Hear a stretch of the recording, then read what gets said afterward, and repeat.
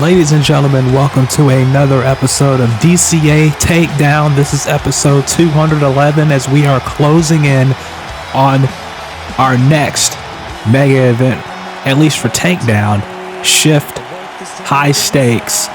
This is D-Wall here with you, and what a night we have for you tonight.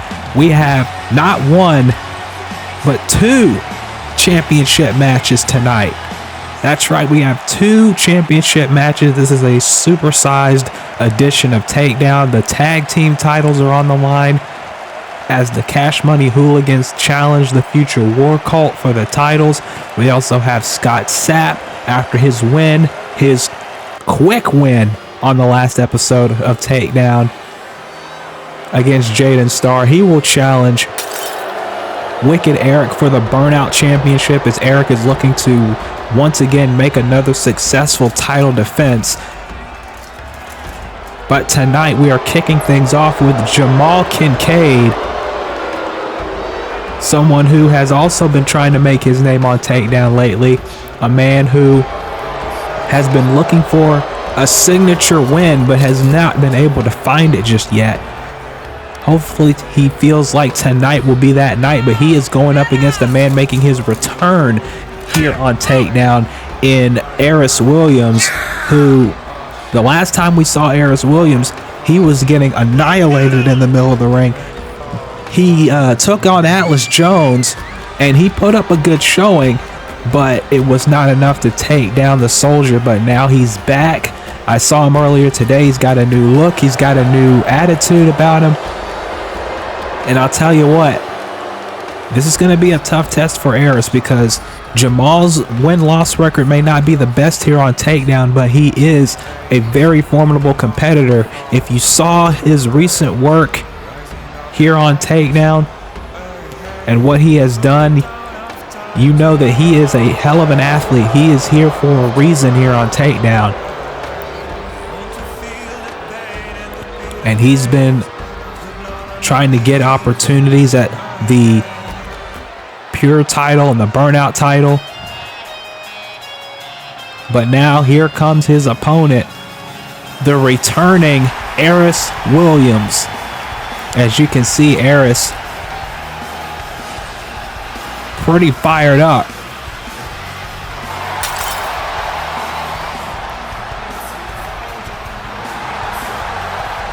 Aris is done with the poundings, he's done with the jokes.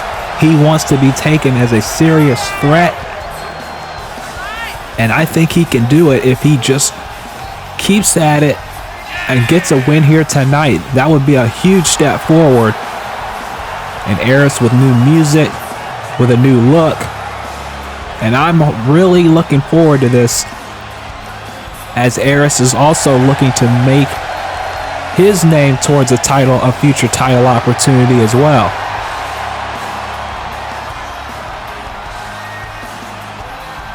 It's going to be an excellent match to kick off Takedown tonight, as again we are closing in on Shift High Stakes. That's going to be a Takedown exclusive mega event.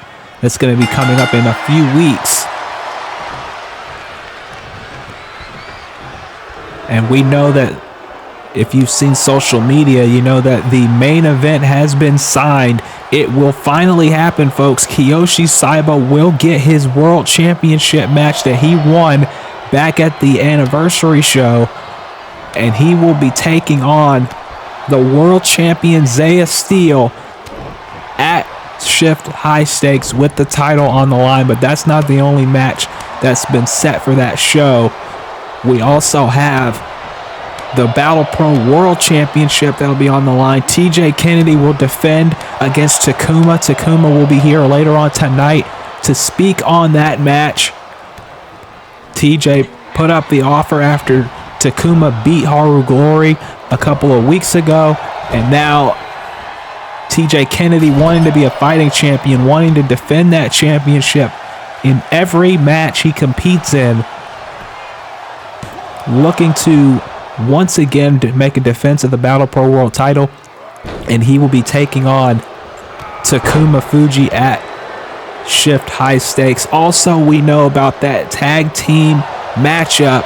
It will be Michael Connolly and Tomas Ramirez taking on Mr. Yukimura's associates Saichi and Hideki, and whoever gets the winning pinfall between Michael and Tomas will get a future Celestial Championship match against Mr. Yukimura. But if Michael or Tomas lose, if they both lose, wait a minute, covered by Jamal here.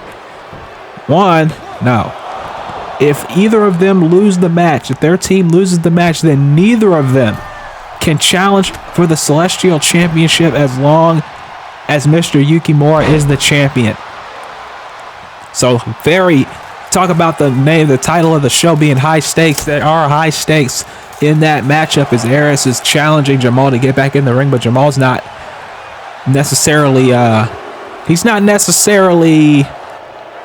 rushing to get back in the ring. And now he's taunting the crowd, and Aris is not going to let that happen. There's a suicide dive to the outside.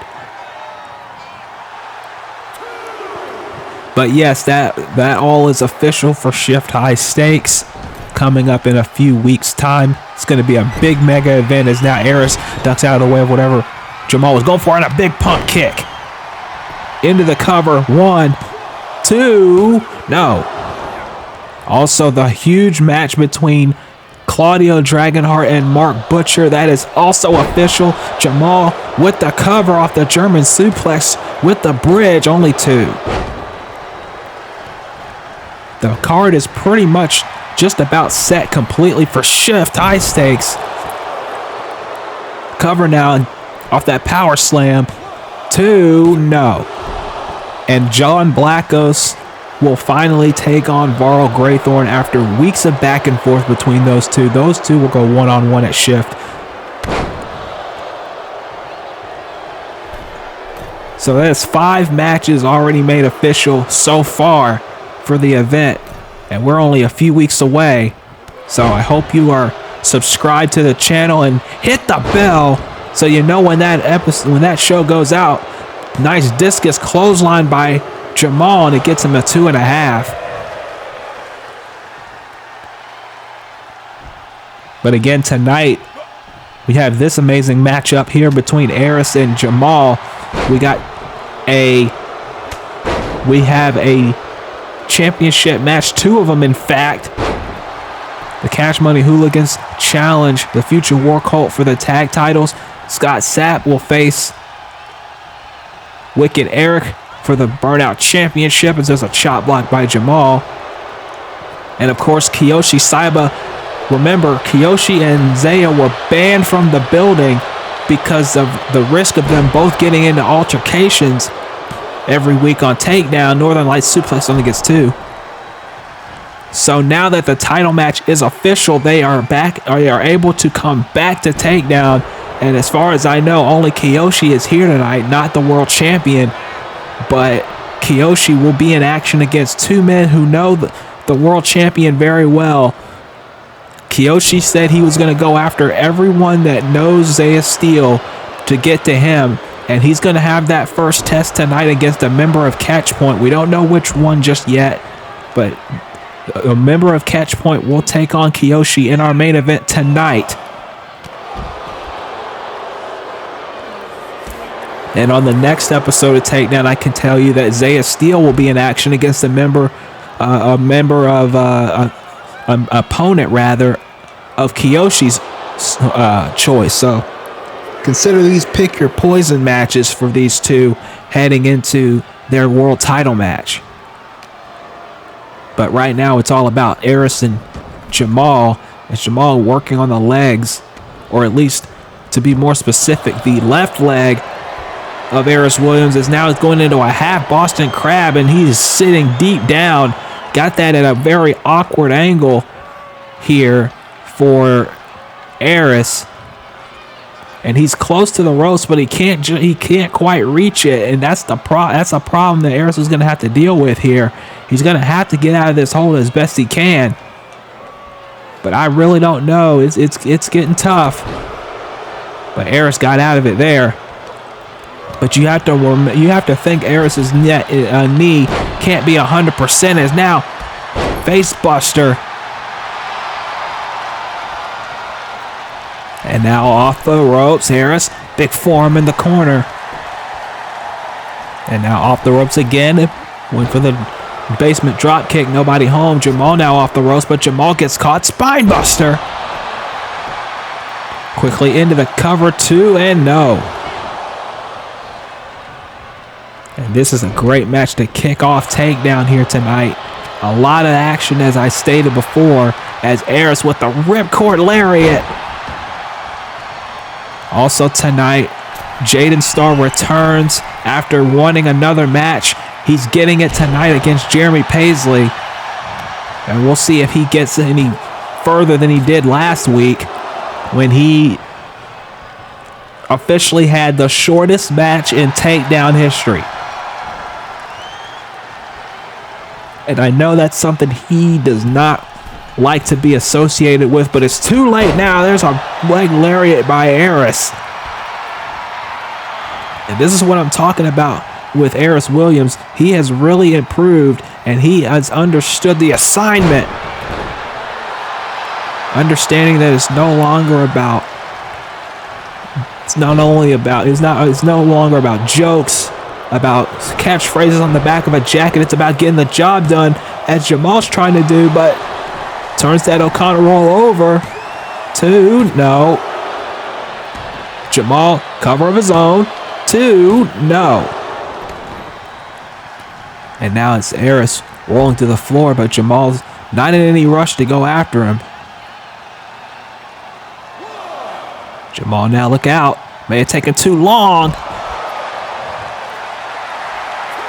And that's what hesitation will cost you, as Aris now sending Jamal back inside. And Aris has got to be careful here. He's uncontrolled, but he can't waste time. And there you see Jamal just barely getting out of the way of that, luring him into a false sense of security, perhaps. And now Jamal's going to, no, I was going to say he's going to take advantage of that, but he does not. And he gets a knee. Code breaker. Single knee code breaker, only gets 2. And Jamal is now busted open. And Aris is in command of this match now. Aris now going for something off the ropes. Maybe an arm drag, but a headbutt sends him down. And now Jamal with a knee to the head. The point of the knee right to the head. 2, and only 2. Jamal arguing with the official, but I don't think he needs to get into an argument with Monahan right now. He needs to be focused on Aris, and that's exactly what I'm talking about. Aris now with a cutter off the top. And I think Aris should have went for a pin there, but I don't think he's done. I think he wants to wear down Jamal a little bit more, but that might have been, I was going to say that might have been a mistake, but not yet. Both men bumping into each other, catching the kick, and DDT stacks him up on his head. And now Aris in control, going up top. big savate kick. And now he's going up a second time. What's he gonna hit here? Swanton, nobody home. And that's what I'm talking about, the in-ring psychology of Jamal Kincade with a discus lariat, but only gets one out of it. And Aris wants more, and he gets it with a kitchen sink, but it gets a kick up. Jamal's back up now. Jamal ducked out of the way of that boot. Off the ropes. Went for springboard, and Aris ducked. Bumped into each other. Went for the kitchen sink again. Got caught. Aris now. Jawbreaker by Jamal. Jamal now catching him in. Big drop kick. And now it's Aris is the one using the ropes to hold himself up. These two have had an excellent match here tonight. On a night where we're probably going to have a lot of excellent matches, considering the fact that we got 2 title matches. Big elbow drop, but nobody there. And Aris is going to take advantage of it. He's not going to waste any time. He only gets a 1 count. But I give Aris a lot of credit for trying to go for the pin right there, right off the bat. As both men now exchanging strikes. And I think when you think about how important this match is for both men, Aris Williams, Jamal Kincade, both men coming off of losses, both men not really anywhere near a championship contendership right now. But at the same time, a win here would propel them greatly, especially for somebody like Erek and maybe even TJ Kennedy, who have made it their mission to defend that championship if they have their respective championships any chance they can. Is now, look at this. Jamal has got him in a fireman's carry position and gives him a right hand. That's what he was looking for earlier. 1, 2, is it over? No. And Jamal, you can tell, frustrated. He thought that Aris would have been done by now. I'm pretty sure he thought that Aris was just nothing more than a comedy act. But he is showing Jamal wrong right now. And Aris has been bound and determined to prove that he belongs here on the Takedown roster. And with performances like this, he is getting awfully close. But losses don't win you championships. Wins do. And Aris has got to pick up a win here tonight and keep his momentum if he's going to get anywhere close. And now Tornado DDT. And Jamal rolling to the floor.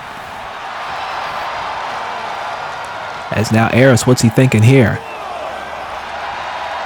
He might be thinking a dive like he did earlier in the match. But he's got to be careful. Look out. Go for another dive, and he gets all of it. And now, can he get him back in the ring? Yes, he does. But you can see how slow Aris is moving around right now. You can see how slow he's getting, just trying to string something together, and that may have cost him. That slight hesitation may have cost Aris here. And now, Jamal waiting for Aris to get up to his feet, but Aris comes back with a lariat. Off the ropes, leg drop, nobody home. Is now going for the drop kick, but caught and boot right to the midsection. And now Jamal looking for something, but Aris able to counter. Aris now, big boot again. Jamal able to duck underneath. As now, look at this, small package roll up. 1, 2, no, again. And you got to think, this is all instinct. This has got to be all instinct because Jamal, big drop kick. Jamal is no joke. He is the real deal. Now, Aris coming with some strikes. He knows he's got to chop Jamal down a little bit. They're not that different in height, but then again, that might be the Afro talking. And now both men going back and forth, just not allowing the other to hit a real clean blow. But it looks like, yes, more chops. The Eddie Mack Memorial chops here on Takedown.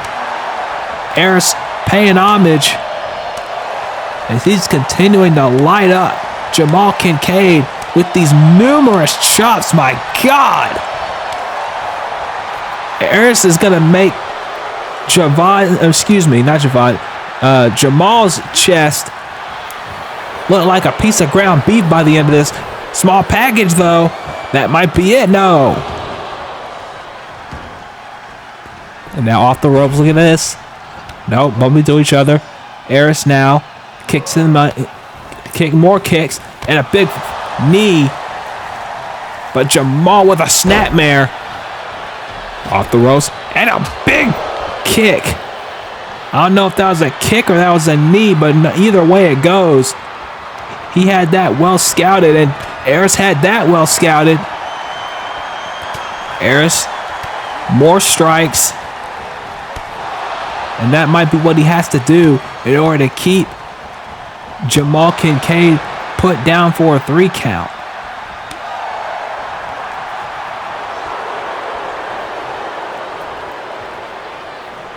Fireman's carry, no. Elbows to that open wound on his head. Jamal gets a big code breaker again. And now, Aris up top. Looking to fly, elbow drop.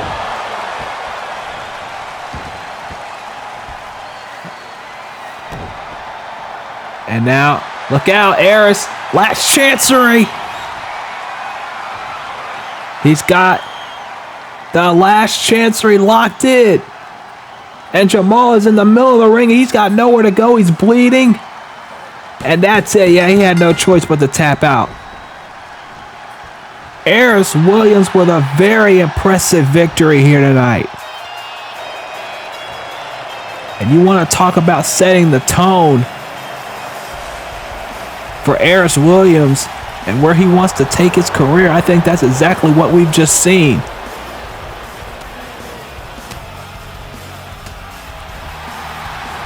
And I think in a lot of ways that code breaker was the catalyst to set it all up. But this right here, this elbow drop, watch the impact and watch the angle. High on the head and high on the chest, but a little bit on the side of the neck as well. And then with the last chancery, look at how he hooked the arm as well. He hooked that left arm so he couldn't really move. He didn't have anywhere to go. And with him cranking back on the neck so far back, Jamal had no choice but to tap out. And again, this is a huge step forward for Aris Williams if he wants to get anywhere close to a future championship opportunity. Him winning this right here was a first step on his way to doing that. Congratulations, Aris.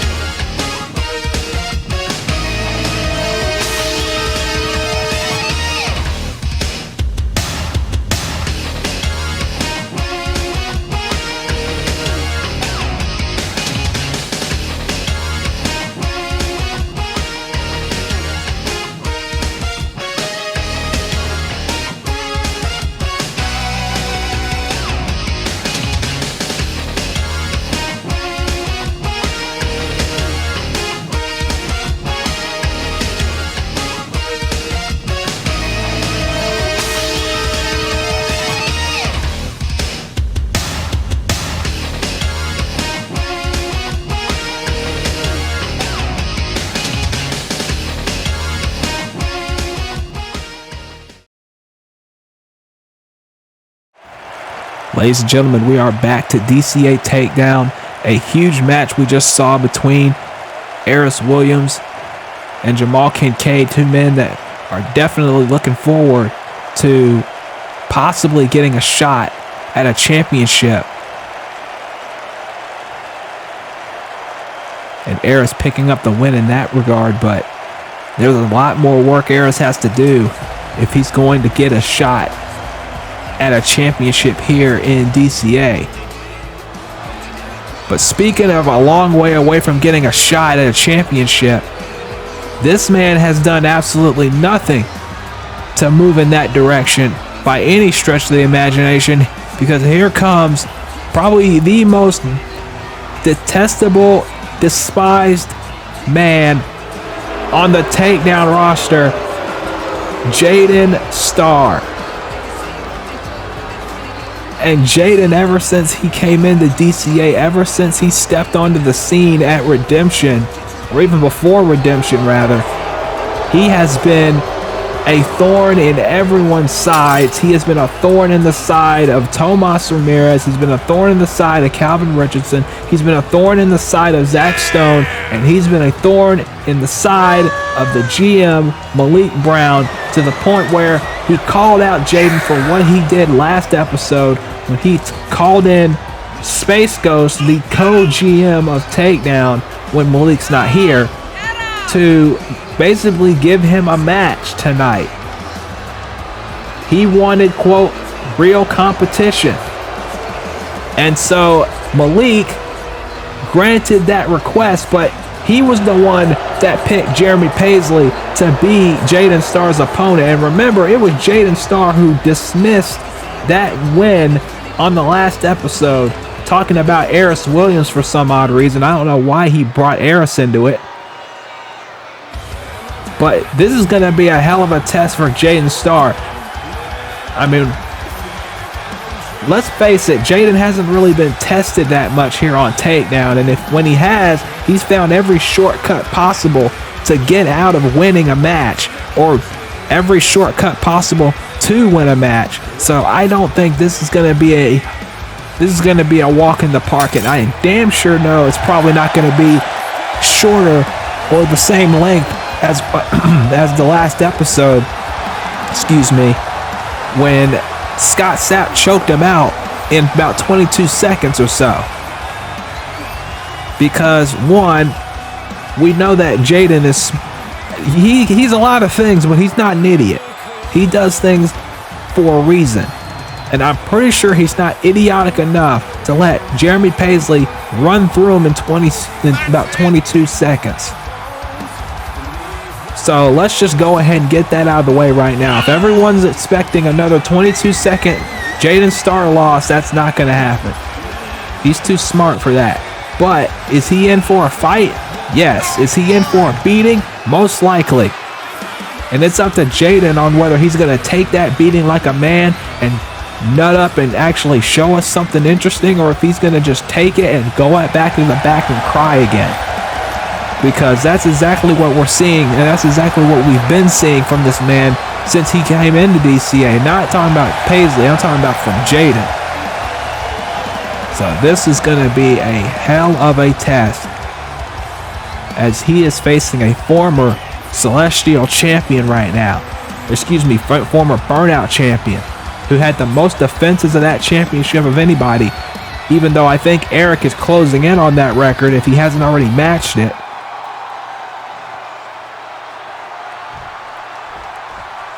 But he still has that Burnout Championship as something that he has strived for. Now rolling elbow, nobody home. It's now, look at this. Oh, here we go.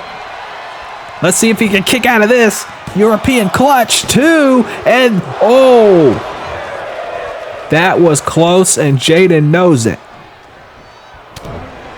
Jaden Starr, like I said, a lot of people think he can't wrestle. We're going to find out if he can here tonight, because Jeremy Paisley is going to drag him to the deepest part of the pool, and we're going to see if he can sink or swim. And now Jaden gets out of the way of that bulldog, and big boot, big pump kick. Only a 1 count though. And I don't think Jaden's going to change a lot of minds whether he wins this match or loses it. I think the matter of the fact is his attitude is just so horrible. His actions have been so deplorable that nobody can really, not only can they, but they won't ever give him any credit for anything.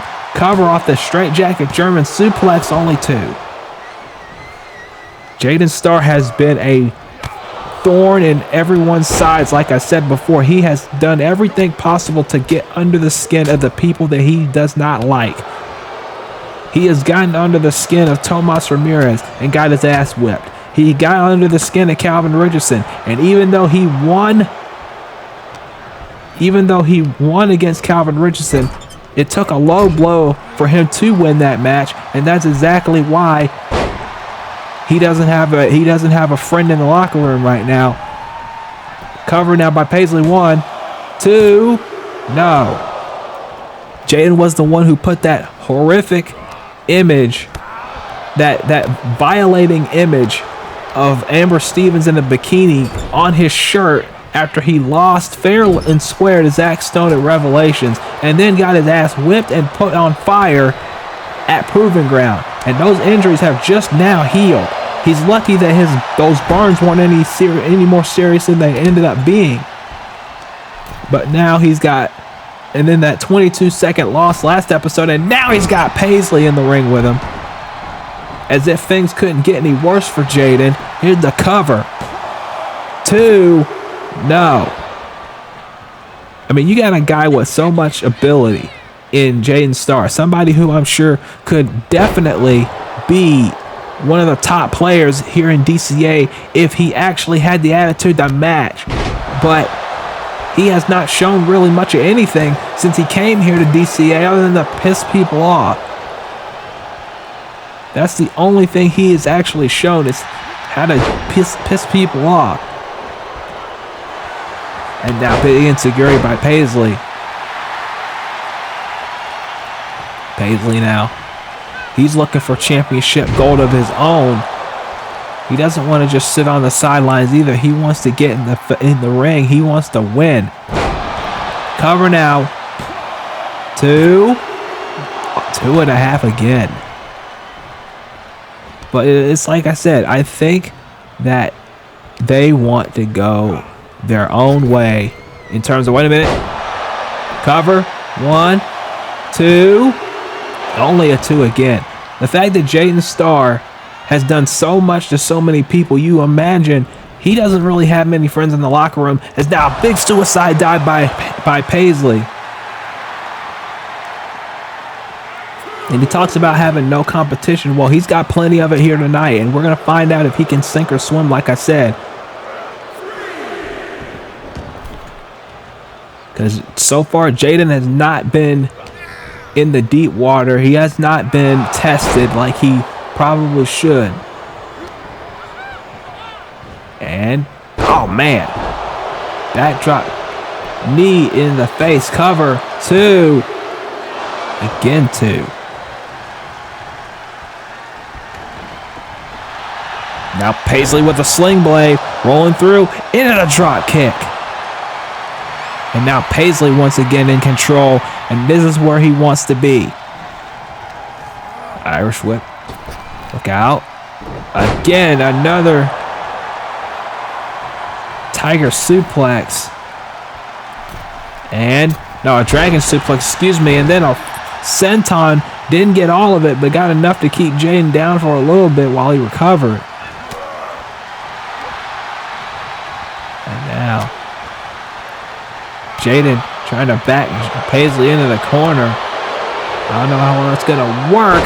Michinoku driver. And this is the most wrestling we have seen from Jaden in quite a while. If ever, really. I don't think I've ever seen him wrestle this much on an episode of Takedown. I don't think he's even, I mean, I'm pretty sure he has, but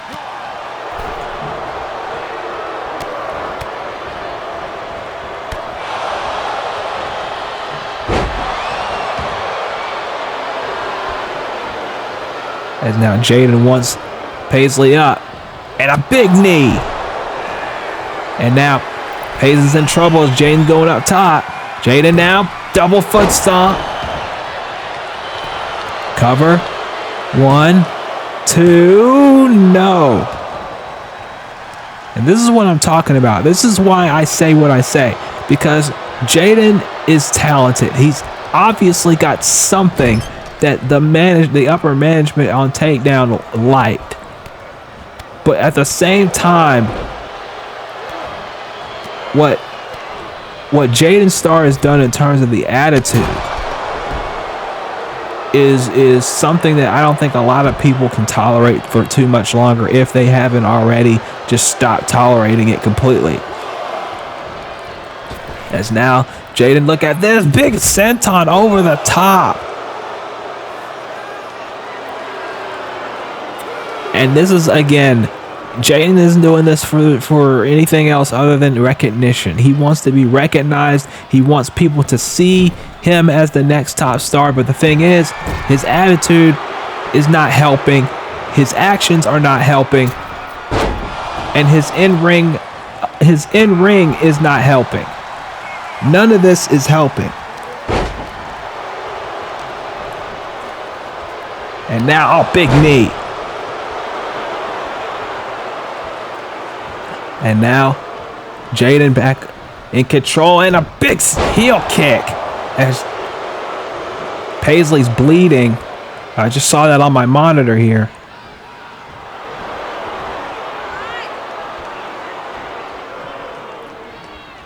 As now, big spinning Uranagi. 1, 2, only a 2 count.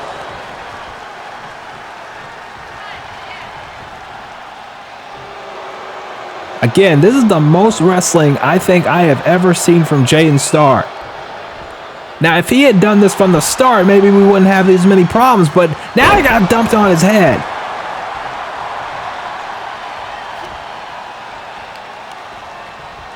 Neck breaker. And now, Paisley got him up top. What is he thinking here? Oh my God, Exploder suplex from the top. And now, Wildcat super kick. Cover 2, no. And Jaden rolling to the outside. I don't know if that was a tactical move or if he's just that exhausted. But either way, Paisley's going to follow with a crossbody from the top.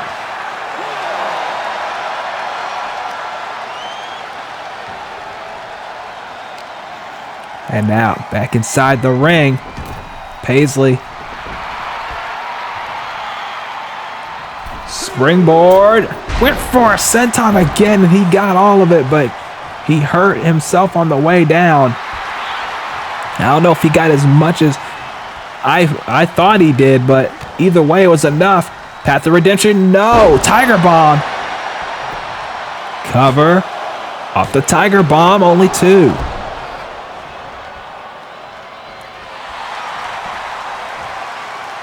As now, Paisley looking for something there. No. Needed the midsection. Kick to the midsection, blocked. Paisley with a clothesline, blocked. And a big knee missed. Swatted away.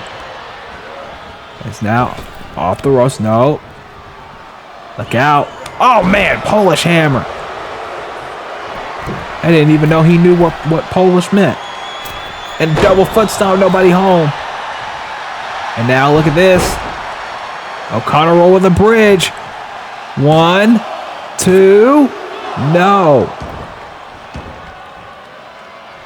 Again, this would be, for anyone else, this would be amazing work by Jaden. As now he's going for a pin with his legs. Only a 2 count, but Jaden Starr, normally people would be saying how great this is and how great of an athlete he is, but his attitude just kind of sullies that all up. And we're just left wondering, why isn't this guy the one who's always on our screens every episode?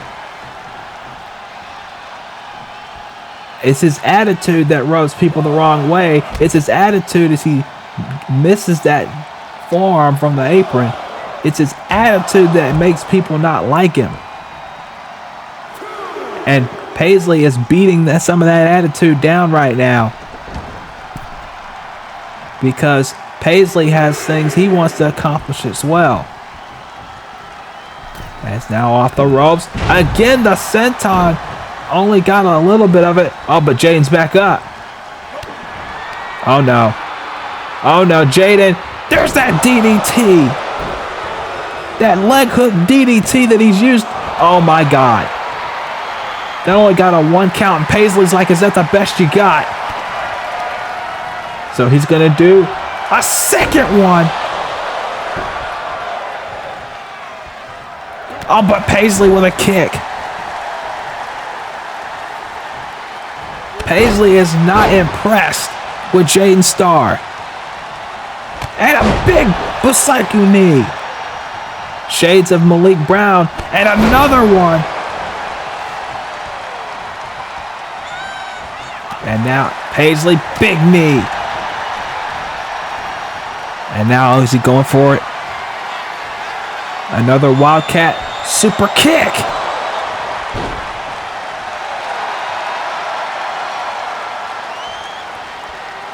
As now he's looking to finish it off. Path to redemption. And he gets all of it. Oh, he's not done. He wants to send a message to Jaden. A second path to redemption. 2, 3. And once again, Jaden Starr falls. But Jaden Starr, he did a lot more work, but he was pushed to do it. He was pushed to do it.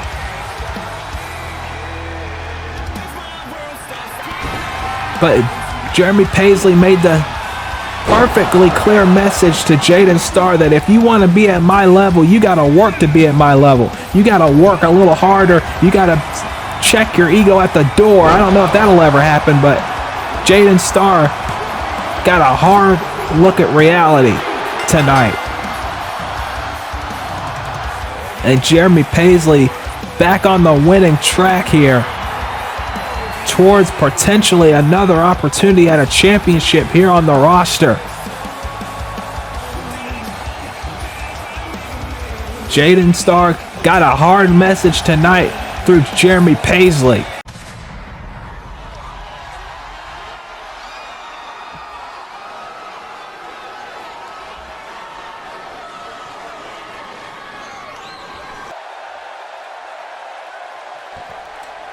Jeremy Paisley,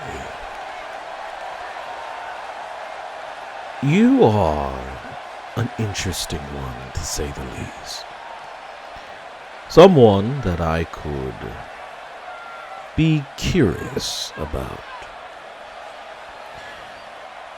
You have gone through quite a perilous journey. Your road to redemption has paved the way for a better and fulfilling life outside of this ring and in the ring. But I'm curious. I'm curious of how strong you truly are. Not physical strength. The strength where it matters. The strength of the mind. I want to see where you are mentally. I want to test you. I want to test you and see how far along you are.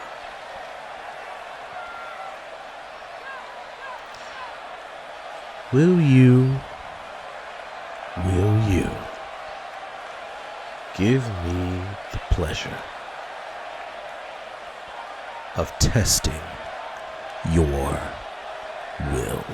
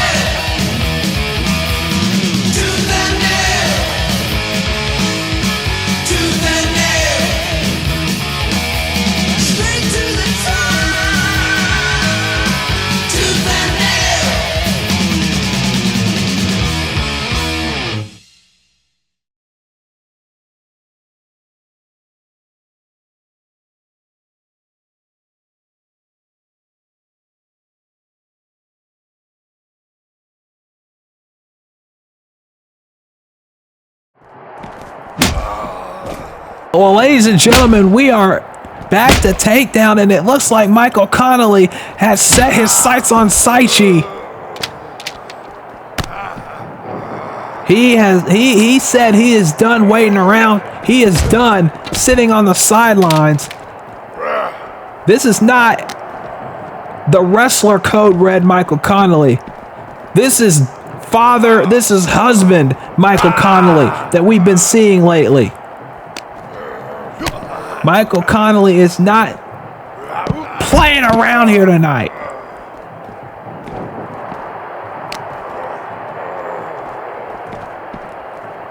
He said he was going to go after Mr. Yukimura and anyone who associates with him, and he is doing that.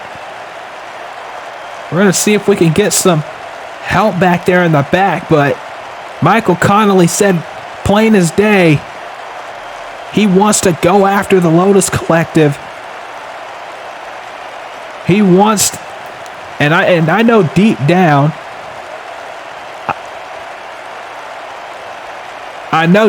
he wants the Celestial Championship back, especially after the way he lost it at Proving Ground.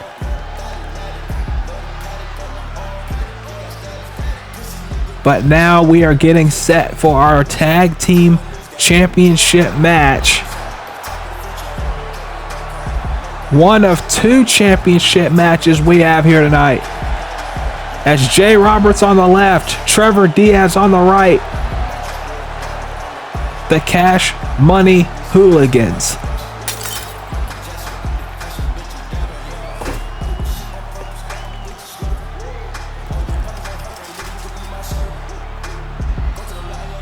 ZCW Tag Team Champions. Wants to become DCA Tag Team Champions.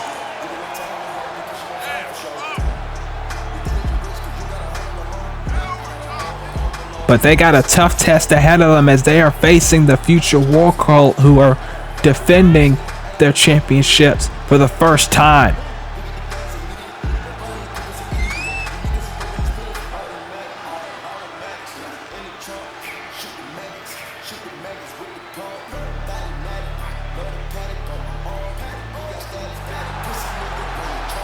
This should be an excellent match, to be completely honest with you.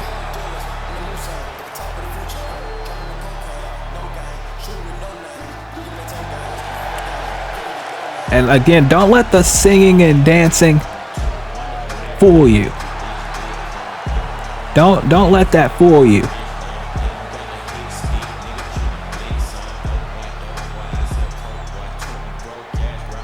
When that bell rings, they are as tough as a team as any.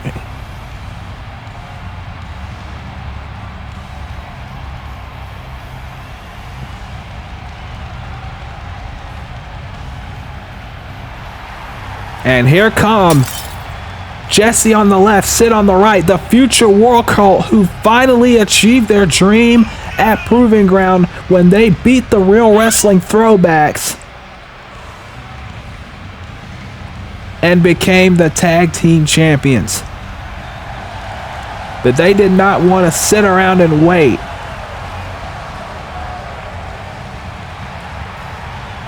They want to defend the championships.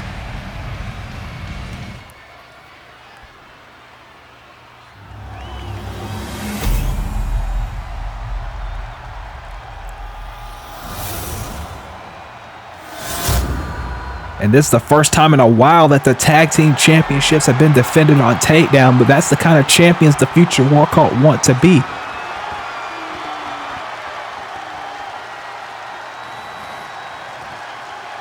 Tag team division is really heating up here on Takedown, and now that the future World Cult are the champions, they want to defend those championships, and I applaud that.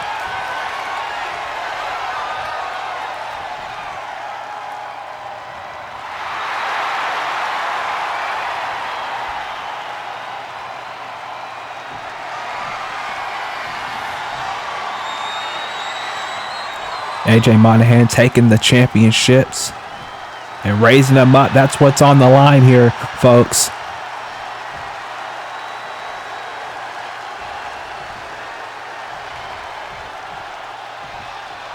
As Jesse Black and Jay Roberts starting it off here. And Trevor immediately gets tagged in. And Jesse with an elbow of his own.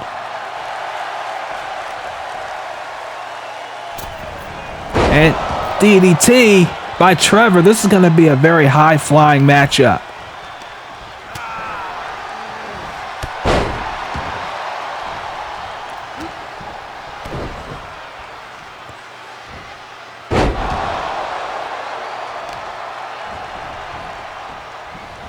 As now look out. Right to the arm and the fingers of Trevor Diaz.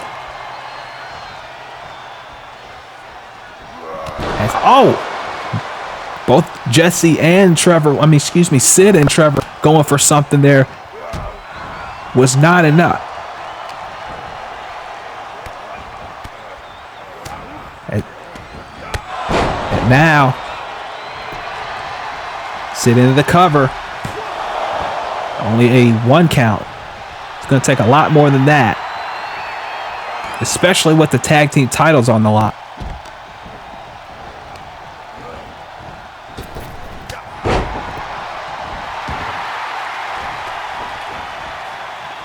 And now, Sid gets an elbow. And now Jay Roberts on the attack with a fist drop. And a knee right to the spine. And all went for the senton, but the knees were up by Sid. And big boot by Sid.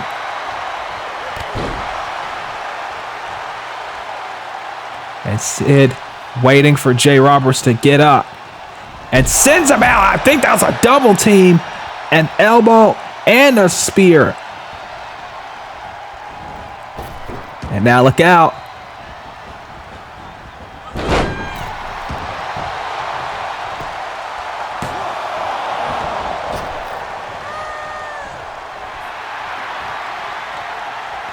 Sid Black daring him to get a tag. But not there.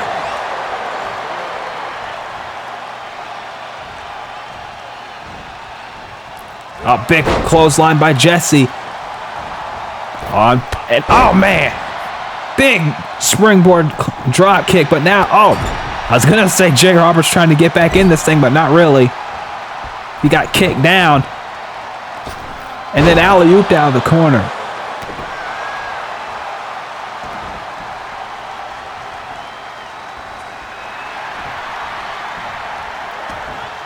Tag into Trevor.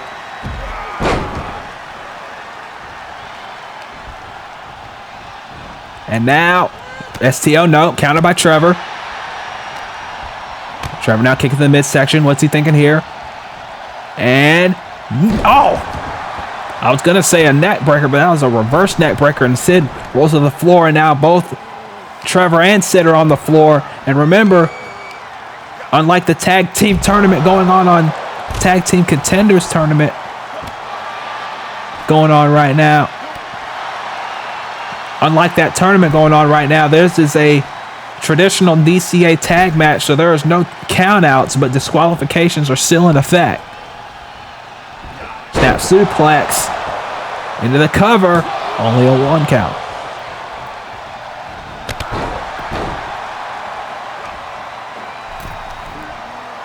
And giving them vertigo, cover, only a 1 count.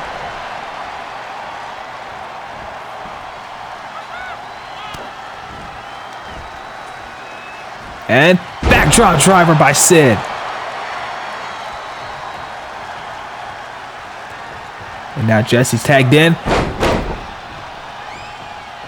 And now big drop kick.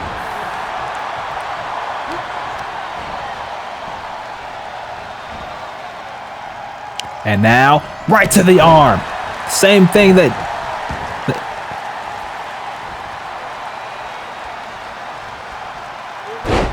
he's been working on that arm through the entirety of this match, and now suicide dive to the floor.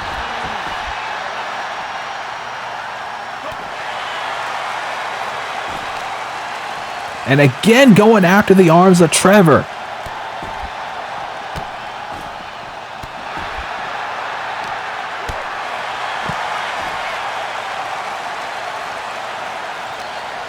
And now Trevor sending Jesse into the steps.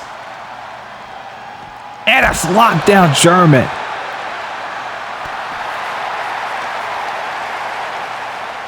And snap suplex, and Jesse's legs hit the stairs on the way down.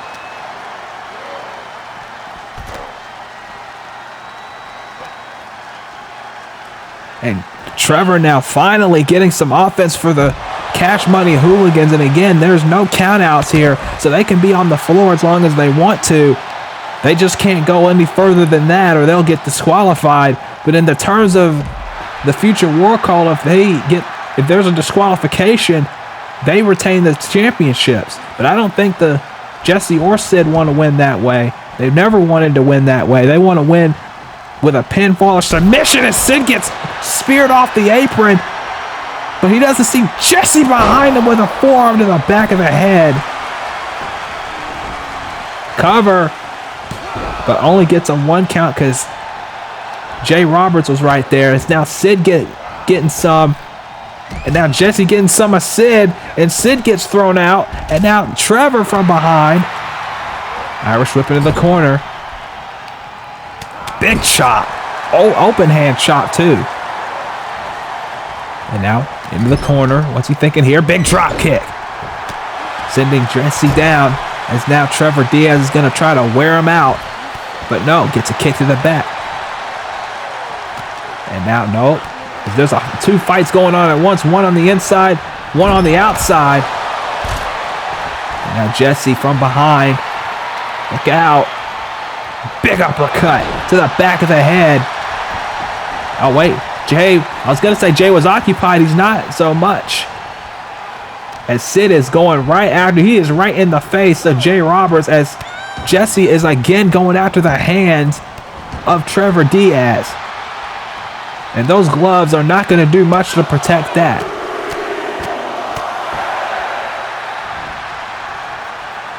As now Sid is officially tagged in. Sid Black, who's been the target of Rex Morby and the Rex Morby and the Black Cathedral. As now Jesse encouraging Sid as he's up on the top rope. And missile drop kick swatted away by Trevor. Trevor now. What's he thinking here? Oh, super kick to the midsections. Now look at this. Inverted flatliner.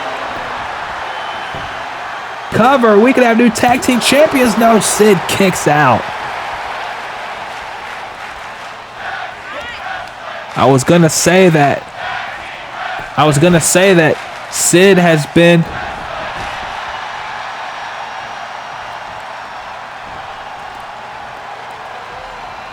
Sid Black has been the target specifically of the Black Cathedral for months now. And me and Malik last episode talked about a potential Sid Black versus Rex Morby match. We are still working to get that official.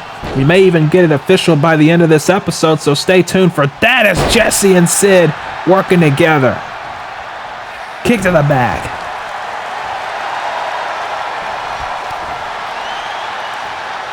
And now, Jay. Oh, big forearm by Jay. Off the ropes and big right hand.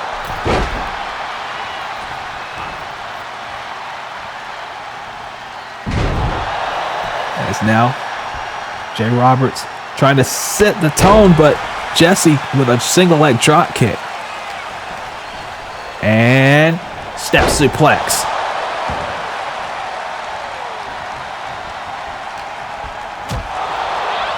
Jesse with an uppercut, went for a clothesline, doesn't connect. Jay Roberts now kick to the midsection. Jay, look out. Big inverted butterfly suplex. And now, look out. Sling blade into a drop kick.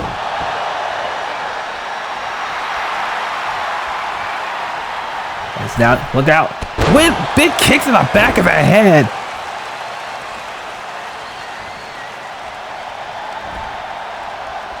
And now, more elbows.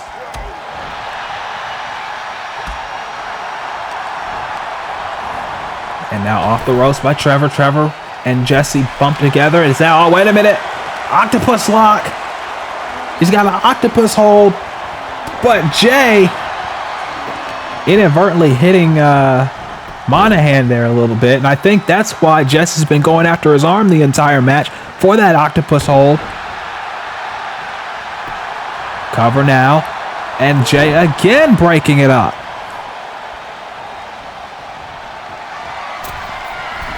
Jesse up top.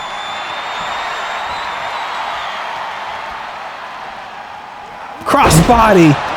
Cover. One. And Monahan a little rattled by that right hand by Jay Roberts. And that might have saved the Cash Money Hooligans' chances of winning the tag team titles right here. And snap DDT.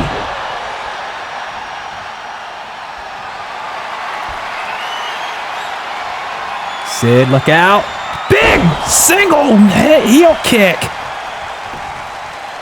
Oh, no.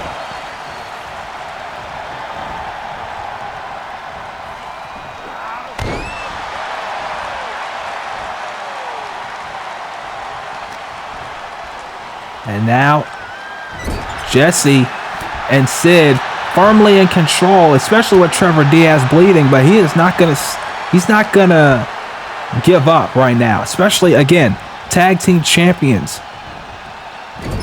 Tag team championship match here. Look out. Big single drop kick. Assisted by Jay Roberts right there. And Jay Roberts and Trevor Diaz cannot be complacent right now.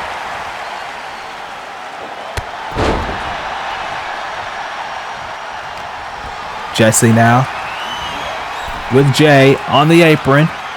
Sink shots into the floor.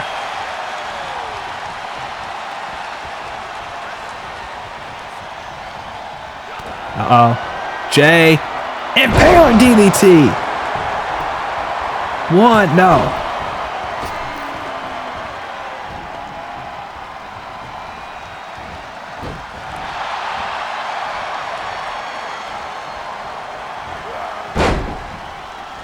And now, Jay, big PK. Sitting now up top. Is he looking for that 450 elbow drop? He hits it. Hits the 450 elbow. 1, 2, and no, Trevor in there to break up the pin. And that, again, the Cash Money Hooligans continue to survive, and that might be what saves them here. That might be what keeps them going, is just survival.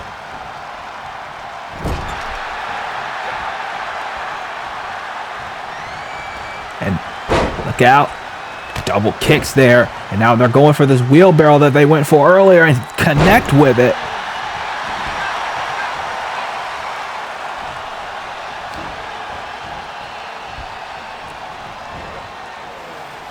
As now Jesse going after Jay Roberts' arm.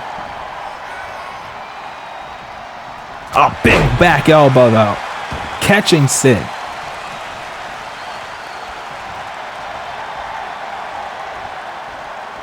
Oh, wait a minute. Trevor. Broken arrow. And a super kick, and now he's going for that inverted flatliner again, and he gets it. 1, no. Jesse breaking that up. It was the last time Sid kicked out, but this time Jesse knew that might have been it. So he had to break it up.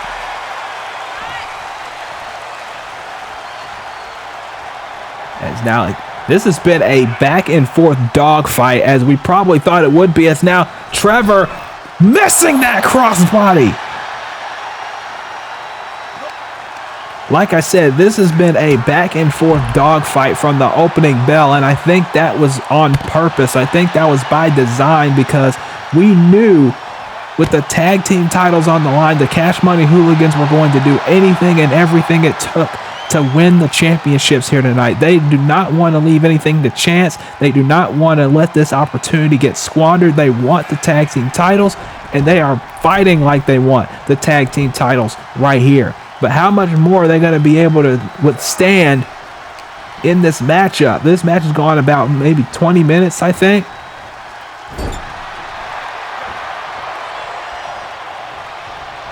And now, look out. They're going for this combination again.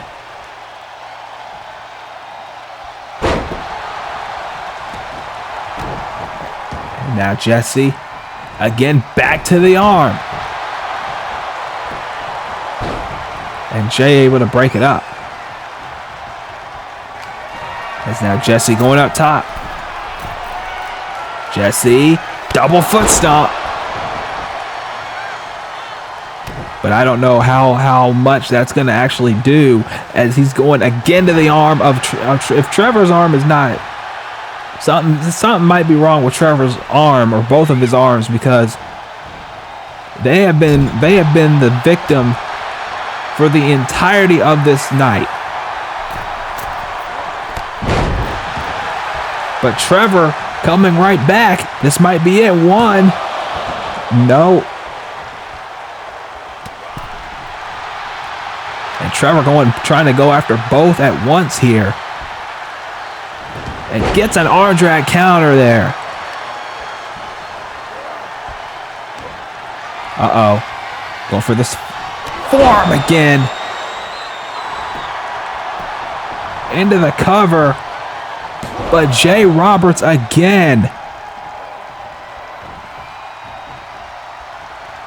I do not know how many times the Cash Money Hooligans have been saved one way or the other in this matchup. I don't know how many times they have survived, but they are survivors for certain. You can call them whatever you want, but survivors, you gotta put that there as well.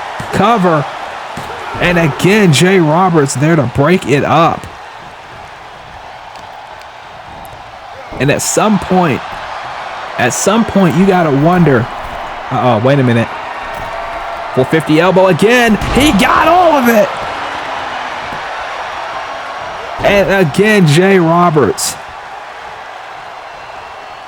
They are gonna have to get Jay Roberts off that apron. They're gonna well, they just did, but they're gonna have to get him off the apron when they go for a pinfall, because every time there's been a pinfall, Jay Roberts has been there to break it up. And Jay's now officially in the match here. Probably the savior of the... Oh, wait a minute. Nothing may save... Well, I was going to say nothing might save him here, but Trevor Diaz clearly did. I think if he had that a little bit away from his partner, maybe that would have gotten a little bit more further on here.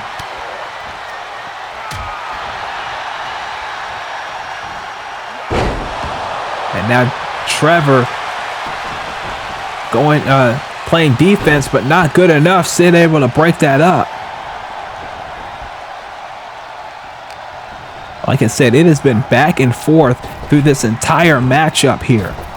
Big back elbow by Sid. And we still got 2 matches to go. We still got a Burnout Championship match between Scott Sapp and Wicked Erek. And we still have Kiyoshi Saiba against a member of Catch Point.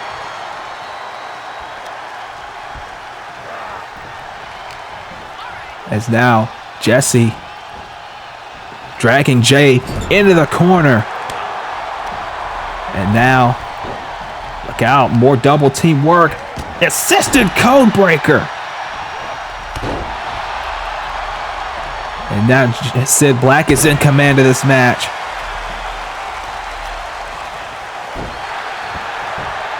And the Future War Cult once again in control of this matchup, as now double foot stomp. And Sid is in control. Tagging in Jesse again. This has been, like I said, a dogfight of a tag team championship match. This has been perhaps one of the best tag team championship matches that we have had in a while. Probably ever since the Future War Cult won the tag team title. So I won't even put that in the category. I'll just say one of the best tag team matches, period. And that is saying a lot, considering the growth of the tag team division. There's again that flatliner. And we may have new tag team champions here, but Sid breaking it up at the very last second.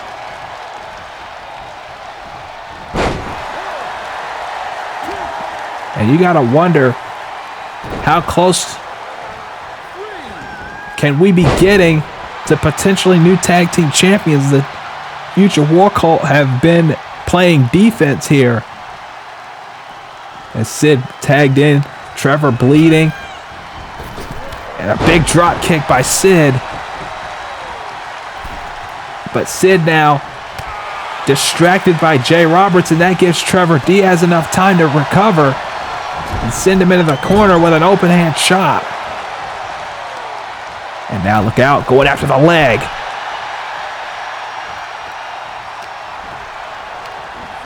And now into the corner. And now open hand chop again.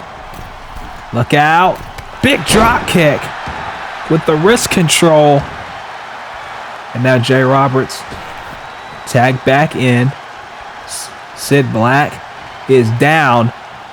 And the Cash Money Hooligans' next move is going to be crucial here on whether or not they're going to walk out with the titles. And it looks like Jay might be getting ready to finish it off here.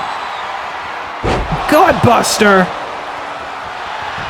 But Jesse's right there. Can he break it up in time? Yes, he does, but he gets a sling blade. And a drop kick for his trouble. And Sid rolling to the floor. And Jesse rolling to the floor. And again, Sid, look out. Suicide dive to Jesse by Jay Roberts. While Sid Black was working on his knee. And now, driving the back of the head into the knee.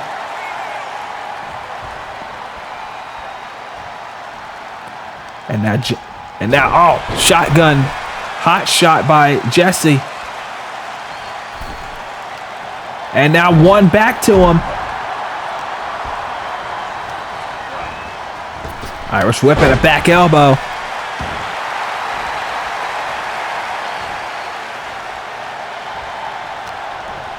And now Sid into the corner. No.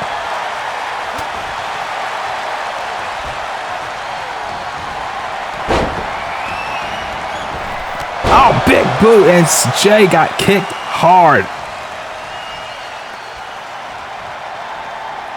And Sid, I think, may have busted him open as well on that boot. I wouldn't be surprised as to how hard he kicked him in the face, to be completely honest with you. But Jesse is going to continue to work, as he should, on Jay Roberts. Elbow to the back of the head. But Trevor right there to break it up. And again, this is the problem with this tag match. Both teams have been so close with one another. Trevor with a brainbuster to Sid. Snap suplex to Trevor. And now Jay Roberts is in the ring. Irish whip in the corner.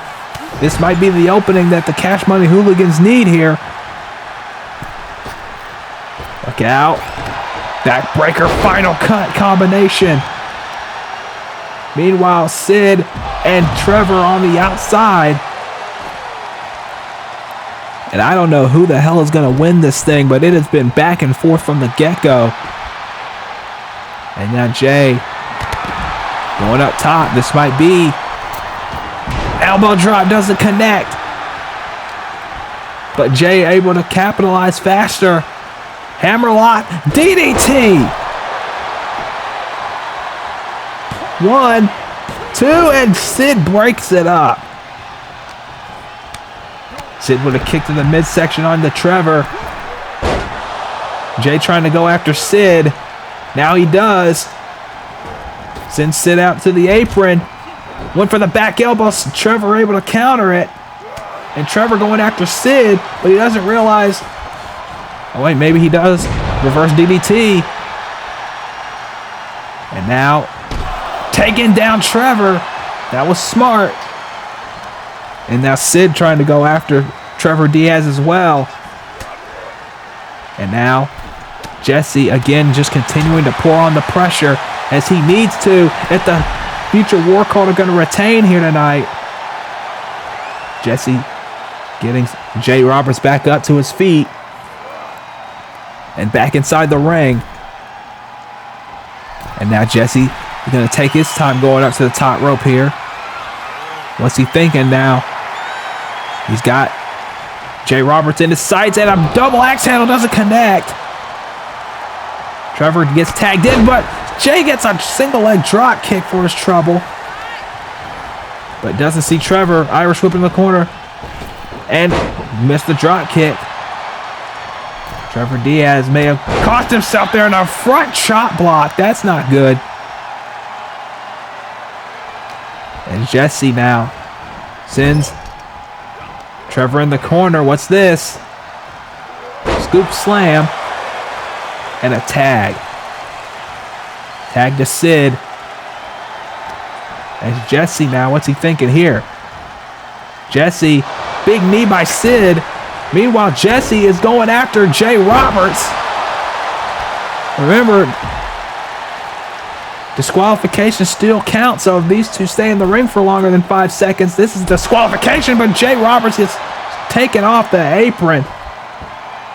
And meanwhile, Jesse taking down Jay as Trevor going after, as Sid's going after Trevor here. And now, Sid with a PK. And now Sid's going up top. 450 elbow, but Trevor able to move out of the way. I don't know if that was instinct or if that was self-preservation, but nonetheless.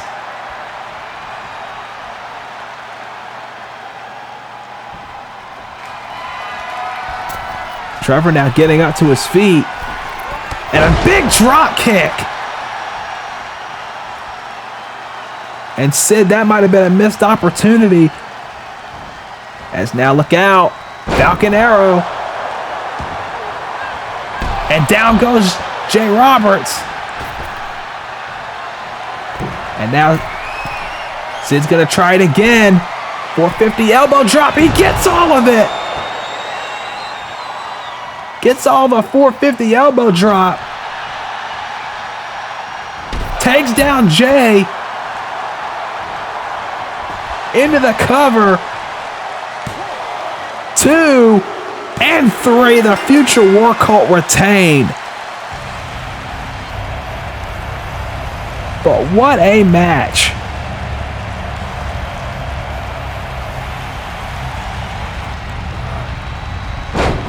What a match this was between these two teams. They really showed you that they wanted to be tag team champions.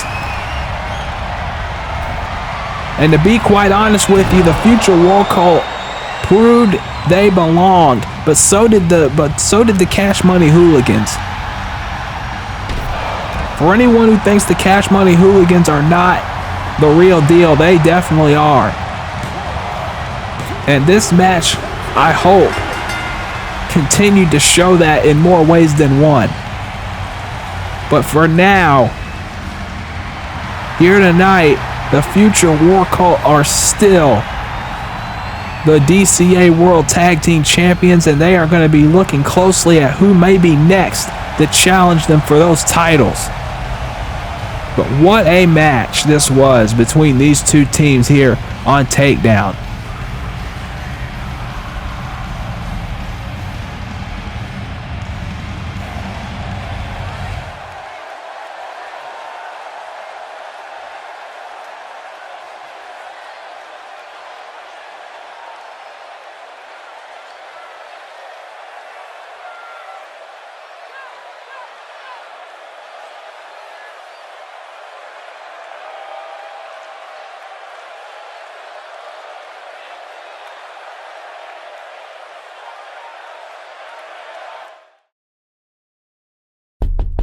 Come in.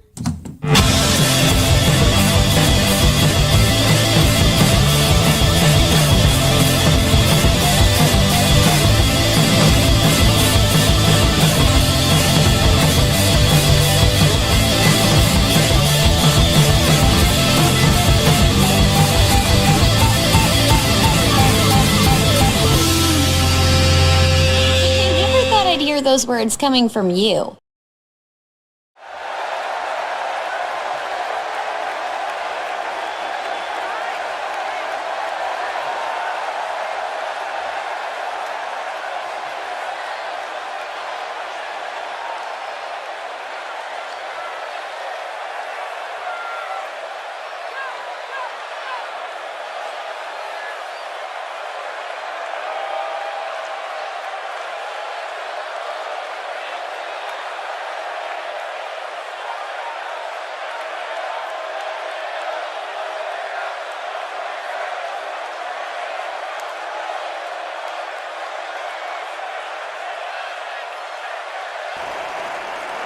Dante Styles making it clear he wants to get closer to the DCA World title once again, and he feels that his win was one step closer toward that goal. And he's going to look to continue to rack up wins and get closer and closer to that championship opportunity. And speaking of championship opportunities, after the quickest victory in Takedown history on the last episode, Scott Sapp is looking to become the DCA Burnout Champion here tonight. But to do that, he's got to go through the undefeated Wicked Erek.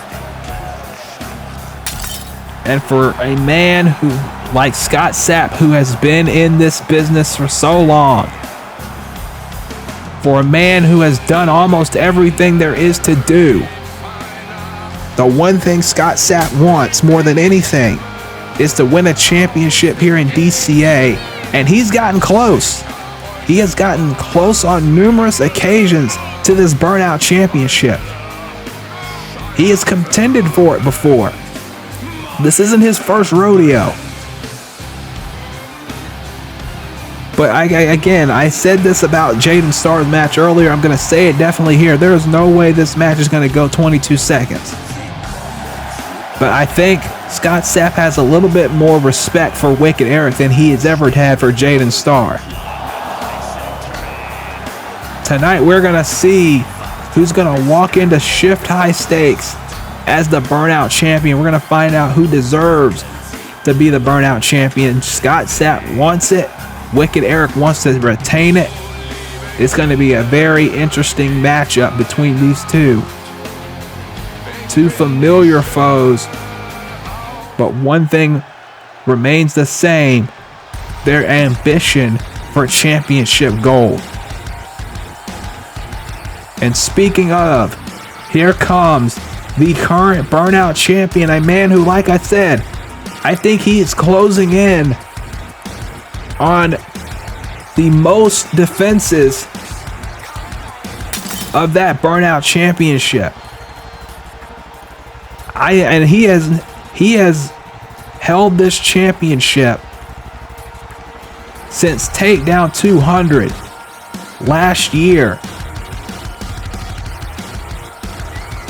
This man has been on an absolute, he has been on a roll.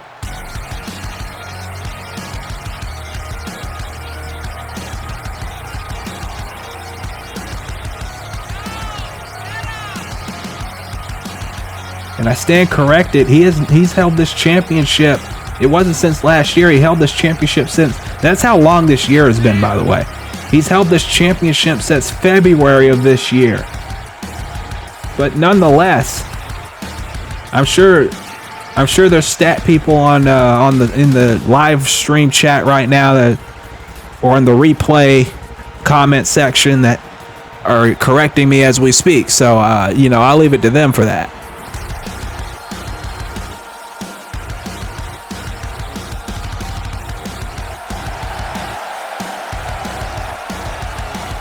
But regardless, you cannot deny Wicked Erek's dominance since he's arrived here in DCA. He said he was going to make an impact. He did. He said he was going to win championships, and he has done that.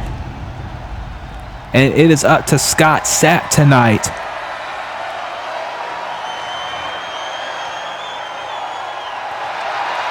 to possibly become the Burnout Champion.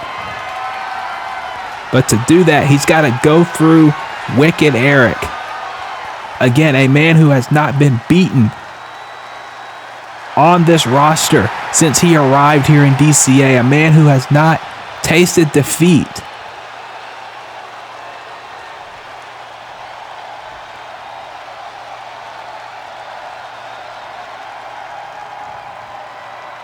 It is very hard to stop Wicked Erek.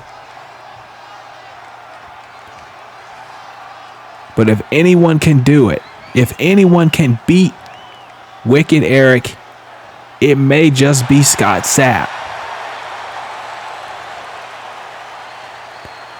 But we're going to find out in just a few moments. Bell rings and we are underway with this Burnout Championship match. And again, Scott Sapp has challenged for this championship numerous times before. He won his opportunity on the last episode when he beat Jaden Starr in under a minute. Not even that, in under 30 seconds. After Jaden kept running his mouth again. And now we are here with the championship at stake.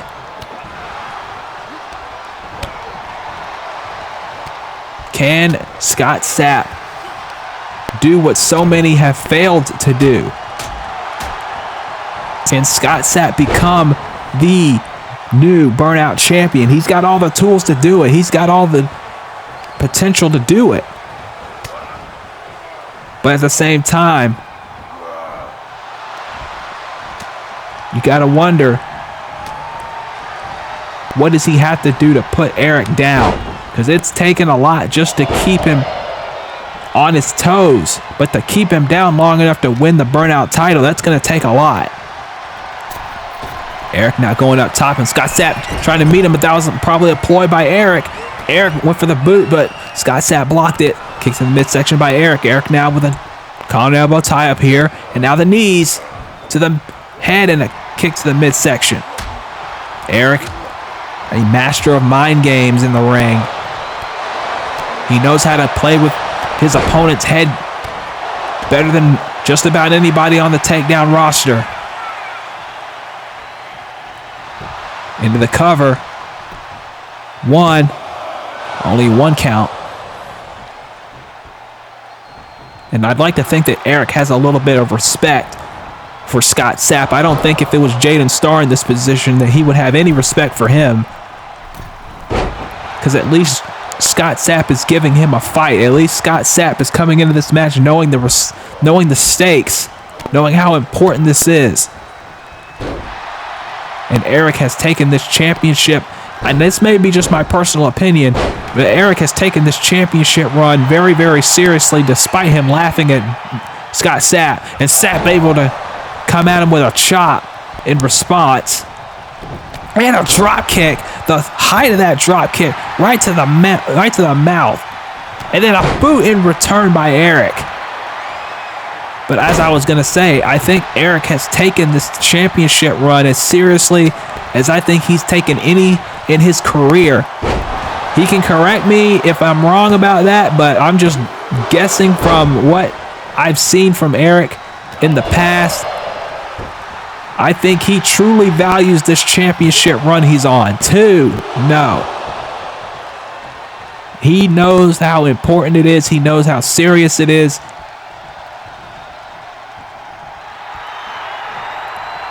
And that is important to him. And honestly, I can respect that, as a knee by Erek caught Scott Sapp right in the face, and then a drop kick doesn't help matters. And then another kick. I think Sapp got split open by that knee. Caught him completely off guard. And now, of course, Wicked Erek, like a shark smelling blood in the water, is going to take full advantage of that. And now look at him kicking at that cut. Kicking at that open wound on Scott Sapp. I mean, I don't think an open wound is going to phase or is going to make Scott Sapp want to quit. But it is going to slow him down just a tad. And in a game of inches like this, I think that's all Erek needs to do, is just slow him down a little bit. Try and wear him out a little bit. And now another knee lift. And this is Wicked Erek at his absolute best, when he is in control and he's able to dictate the pace. And Erek knows he's in control now, as look, he's dragging him away from the ropes so he can go for a cover without the fear of a rope break. No. And that's why I said I think Wicked Erek, one of the most methodical wrestlers in virtual wrestling, and one of the most underrated in my opinion. Big uppercut. And he's been in many places in his career, but I don't think a lot of people really truly know what kind of talent they have in Erek. But here in DCA, he has definitely been able to showcase who he really is, and I think that is to be appreciated. Big backdrop driver by Scott Sapp. And the quality of matches that he has had as Burnout champion, again, it only rivals probably one other person, and that was Jeremy Paisley's run as Burnout champion. There's a cover, only two. We saw Paisley earlier get a big win over Jaden Starr. As now poison rana by Erek. And now kicking away at that cut again. But yeah, as I was saying before, I think the only person that matches this run we've seen, or well, two other people, is the longest reigning Burnout champion in DCA history. That's Tommy Vercetti, who we have not seen since he lost that last chance match back at Redemption to Loop on the third. Here's a cover. No. And then Jeremy Paisley and the amount of defenses he had with that Burnout title. But Wicked Erek is making a truly great case for being one of the greatest Burnout champions of all time. As now he's again giving Scott Sapp another backbreaker. Went for the double axe handle, nobody home. Sapp off the ropes, went for the bulldog, nobody home. Went for the boot, nobody home. Back from behind, no. Back elbow by Erek. Erek now running in. Clothesline doesn't connect. Clothesline by Scott Sapp doesn't connect, but I think the blood is in his eyes. He can't see very well, so I'll give him a pass on that. He literally has blood streaming into his his right eye. Can't see very well as now Erek gets the Eddie Mack Memorial chops. As now Scott Sapp with a clothesline. Cover 2.5, but not enough for 3. It's now, oh man, uppercut by Erek. And the crowd here in Nashville appreciating this Burnout Championship match. They just saw a hell of a tag team title match. Now they're seeing a Burnout title match. And and also I got news about next episode of Takedown. Because we're going to find out who's going to challenge Jamal Bedlam for the Pure Championship at Shift High Stakes on the next episode. JT Onyx and Marcus King. That is just now made official by Malik Brown. The winner of that match will face Jamal Bedlam, who I'm sure has been chomping at the bit to finally defend the Pure Championship since he won it at Revelations. 2, no. Of course, Jamal is the current VWU World Heavyweight Champion, so he's been busy with those duties lately, which is why he has not been on Takedown as of late, even though I'm sure that wouldn't stop him. 2 off the Liger Bomb, only 2. I'm sure that sole detail is not going to stop Jamal Bedlam from appearing when he wants to. But now we're going to find out on the next Takedown who he's going to defend the title against at Shift, but also that Sid Black Rex Morby match that we have mentioned earlier. As Erek does not hit that crossbody because Scott Sapp used the ropes to get up. But yeah, that match between Sid Black and Rex Morby that I talked about earlier, another Liger Bomb, but no pin there. That's going to happen on the next episode of Takedown, but there's a catch to this. No outside interference from the Black Cathedral or Jesse Black. And if Rex Morby can pin Sid Black, then the Black Cathedral will be the next challengers for the tag team titles. Rex Morby specifically asked Malik Brown for that stipulation in order for the match to get made, and Malik had to accept because he wants this thing between Sid and Rex to be over with. So he has made that match official for the next episode. As now Scott Sapp with a diving headbutt from the top. And also on the next episode, James Dark is back on Takedown, and he will take on another veteran of the ring in Mikey Truth. Cover here, 1, 2, no. And James Dark has been on a mission to teach Zach Stone about complacency, saying he's gotten too complacent, he's gotten too comfortable. We have not seen or heard from Zach Stone since he got laid out with the Edge Crusher in the backstage area at Proving Ground. But we do know that match between Dark and Zach is official for Shift. Shift High Stakes is looking to be one of the most loaded cards we have ever had.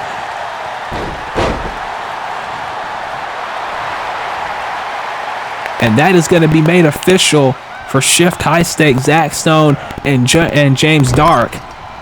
So that's 6 matches already on the card.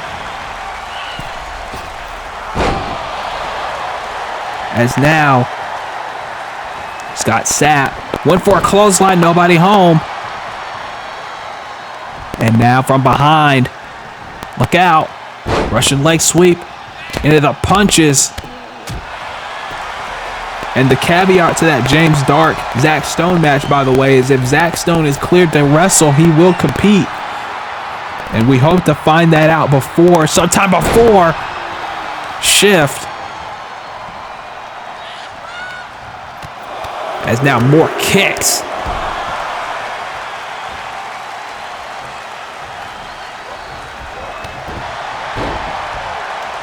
It's been a back and forth contest between these two so far as Erek goes for a King Kong knee drop, but nobody home. And more kicks by Scott Sapp trying to wear down Erek. And that's what he's going to have to do if he's going to end up winning this matchup. But Erek just too crafty. Again, back and forth. These two go. More strikes. And now, kicks to the midsection by Erek. Erek now. Irish whip into the corner. Big chop blocked. Kicks to the midsection. And Sapp again gets caught with an uppercut. That's usually his style, his thing. Oh, wait a minute. Look at this. A helicopter. Into us. Just tosses him. He doesn't even powerbomb him. He just tosses him to the mat and only gets a 2 count. That innovative offense from Scott Sapp coming into play right there. And the referee counting on the outside of the ring. Of course, Erek can retain the championship with disqualification or a count out.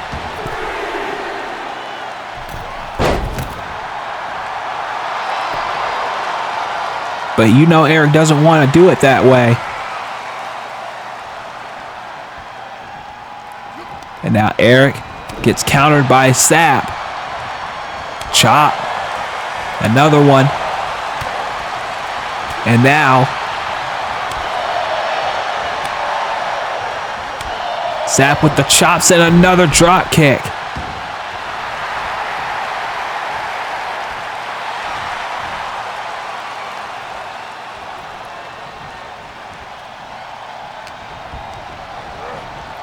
As now look out, nope. Went for the Irish whip, nobody home. Erek now running in, nope. Both bump into each other. And, oh man. And now Erek with the knee. Right to the cut cover. 2. And again, only 2. But Scott Sapp is bleeding. He's hurt. But again, that's not going to stop him. Crossbody. As I stated, that's not going to stop him.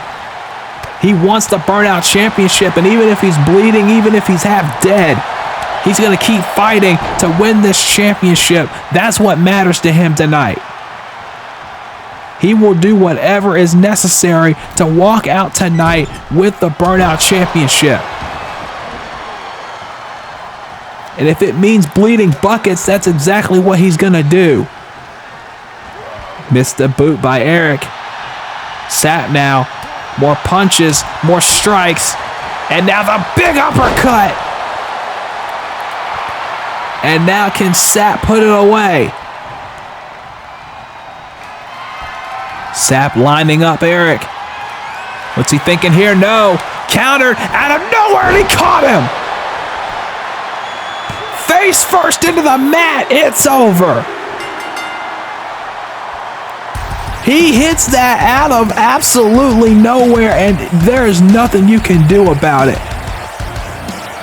Wicked Erek is still the Burnout Champion, but Scott Sapp gave him a fight.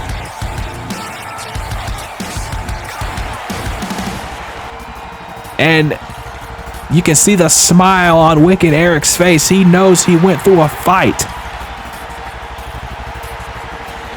But he's fine with that. As long as at the end of it, that's the result. Wicked Erek still the Burnout Champion, still the Wicked Era runs through this side of the Takedown roster. And you gotta wonder who, if anyone, will possibly take that belt from Wicked Erek. I don't know, but I'm sure he's ready and willing to take on all comers who want to hope to do just that.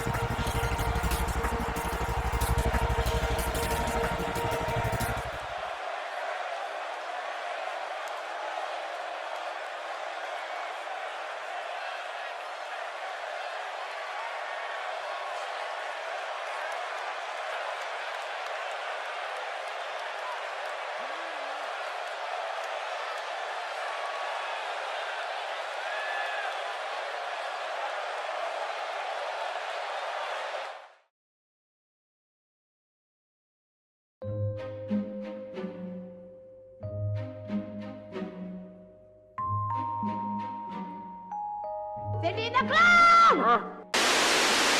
Thank you for being a friend. Travel down the road and back again. Your heart is true. You're a pal and a... We're gonna do it. Give us any chance, we'll take it. Read us any rule, we'll break it. We're gonna make our dreams come true. Do it our way. What would we do, baby, without us? What would we do, baby, without us? And there ain't no nothing we can't love each other through. There's more to life than what you're living. So take a chance and face the wind. An open road and a road that's hit. Brand new life around the bend. There were times. As long as we got each other, we got the world spinning right in our hands, baby, you and me. We gotta be. It's everything you've got. Taking a break from all your worries sure would help a lot. Wouldn't you like to get away?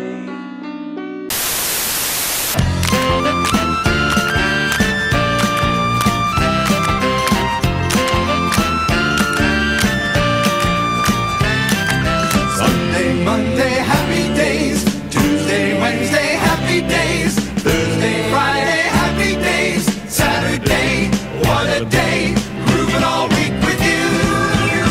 These days are ours. Share them with me. These days are ours. Happy and free. These happy days are yours and mine. These happy days are yours and mine. Happy days.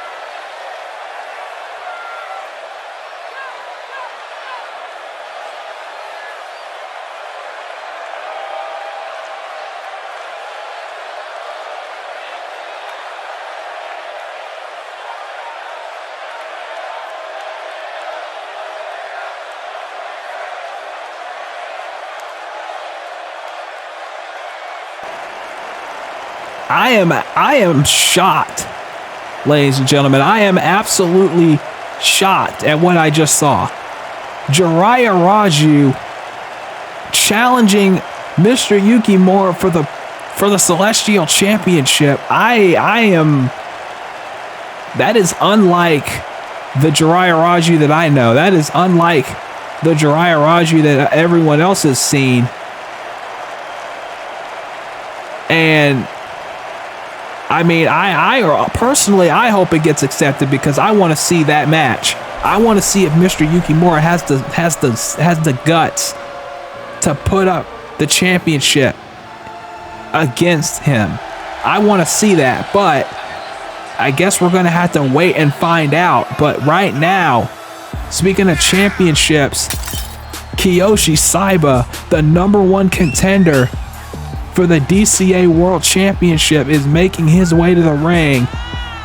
Again, like I said before, him and Zaya Steele have been barred from any building until they had a signed agreement to a world championship match, and now that has been made official for Shift High Stakes as the main event. It will be Kiyoshi Saiba challenging Zaya Steele for the DCA World title. That is official. But tonight he is going to go up against one member of Catch Point. We don't know which one it'll be, but Catch Point obviously friends with the world champion.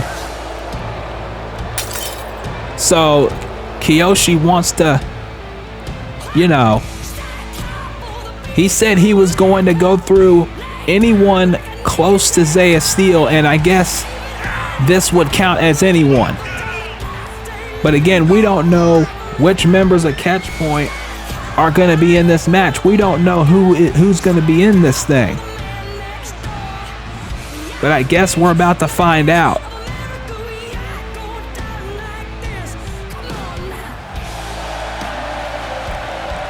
One of the members of Catch Point are going to be in the ring with the #1 contender for the World Championship.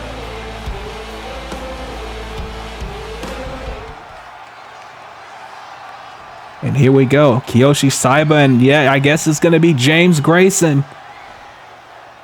And here we go. This is our main event of Takedown episode 211. It is James Grayson against Kiyoshi Saiba. One-on-one. Cover now. Only a 1 count.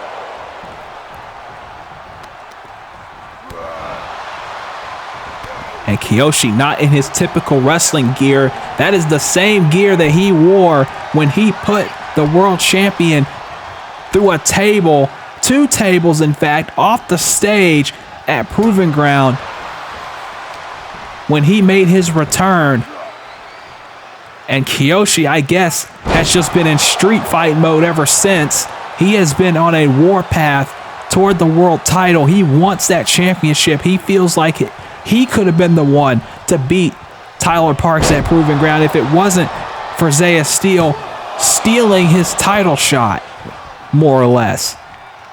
And now we have Kiyoshi, who's looking for revenge against the world champion, but unfortunately for him, he's going to have to wait until Shift High Stakes to get his hands on him. Cover. Again, only a 1 count. As now Kiyoshi went for a knee drop and nobody home. And don't underestimate James Grayson. He's a member of the prominent Grayson family. Of course, Gage Grayson, a member of the Takedown roster in the past from the Blade Runners, obviously, with Tyler King. We hope to have them back at some point, if ever in the future. Former tag team champions. And of course, on the outside, you got Bearded McGregor, Eric McGregor on the outside. As now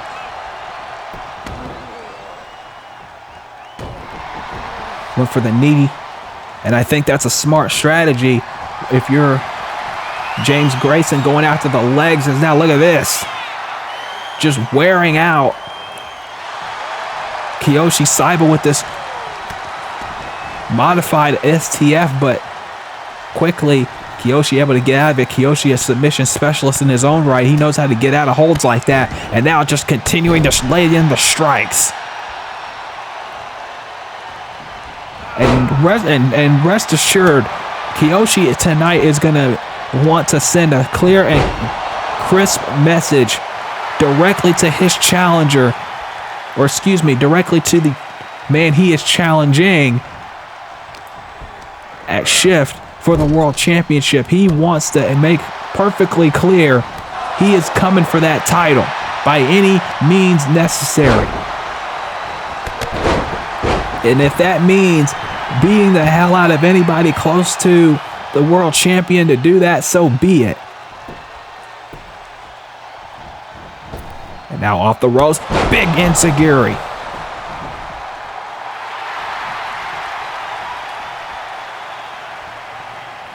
And now James taking it to Kiyoshi. And honestly, you got to think the world champion Zaya Steele is watching with a smile on his face, because he knows any damage that Kiyoshi is put through tonight will carry over into the title match. And you got to wonder if Kiyoshi is even 100%, because not only from what he went through with Zaya Steele, but and the crowd chanting "break his fingers." Obviously, we know who the crowd is for in this match. They want to see Kiyoshi get his revenge. I have never heard a "break his fingers" chant in this arena before, but I guess it's the first time for everything. There's a knee, cover, 2, no. And now Kiyoshi went for something, but James able to get out of the way, and now James with the chop.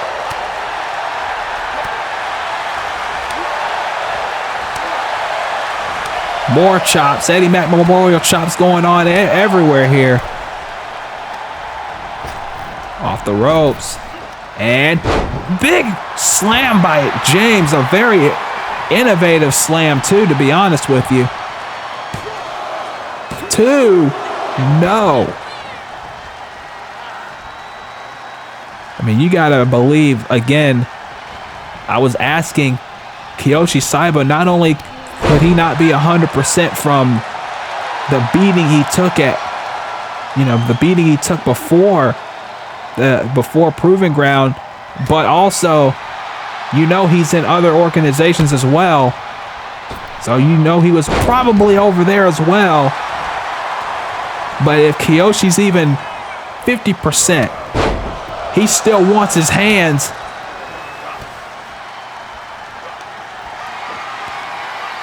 He still wants his hands on Zaya Steele. There's an Emerald Flosion.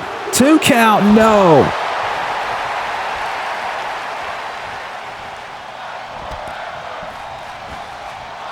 And now, more kicks, more strikes.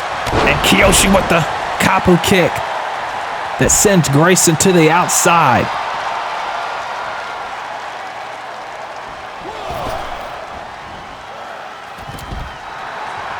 And Kiyoshi completely in command right now.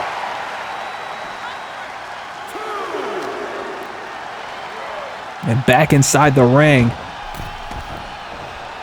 Kiyoshi up top. Double foot stomp, no.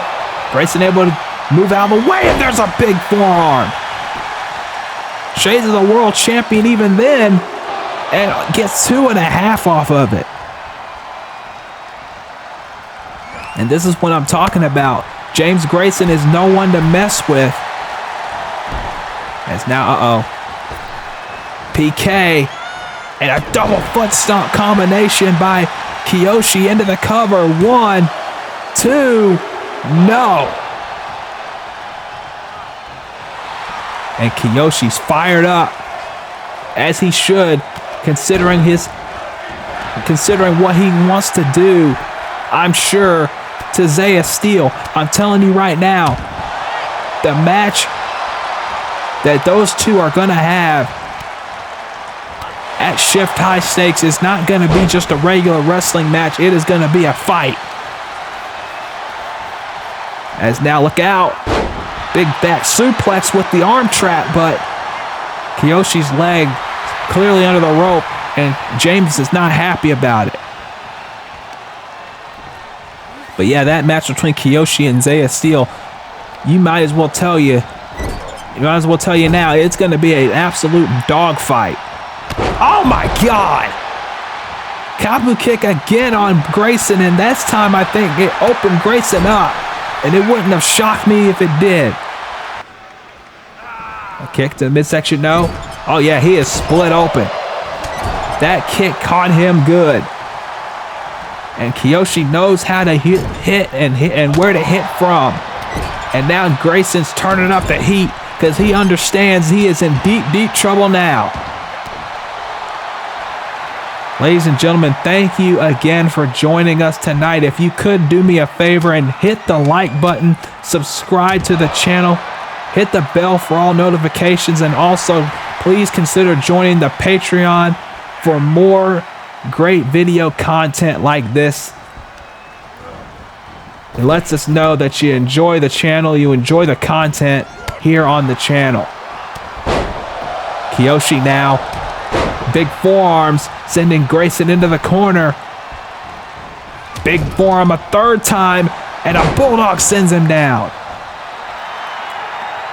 And Kiyoshi with the advantage here.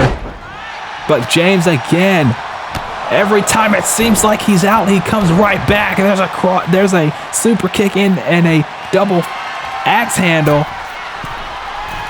As now Grayson up top, not normally his forte, but he hits the elbow drop. 1, 2, no. And Kiyoshi having to roll to the outside. Grayson looking to go after him, but Kiyoshi now going to take matters into his own hands and slides Grayson out to the floor as McGregor is looking on. Of course, McGregor doesn't want to do anything to get Grayson disqualified right now. And a big knee lift.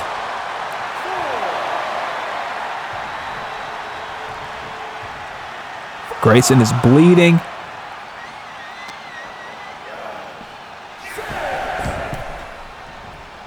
He's not in good sorts right now, and he has to realize that big missile drop kick.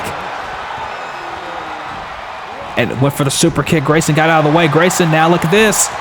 Small package. 1, 2, no. And you gotta wonder, what would it do for James Grayson if he gets a win over the #1 contender for the World Championship? Like, what would that mean? Would that mean that Grayson gets a shot at some point down the line? I'd like to think that, but with Zaya Steele, if he's still champion, I don't know. There's a 2 count, and no. I don't know how well that would work if Zaya Steele is still the world champion and someone like James Grayson's the one that challenges if he does get a victory here tonight. And a super kick again, this time by Grayson.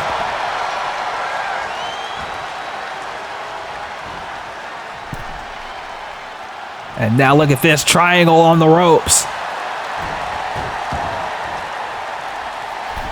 As now, heading up top, Grayson again, double axe handle, no. Shot to the midsection, off the ropes from Kiyoshi, backstabber. Cover, 2. And again, kicked out. Super kick countered, kick to the midsection. As now, look out. Oh, wait a minute. Oh, man. Drives him down. Gotch style. 2. 2.5 there. And a chop, more chops.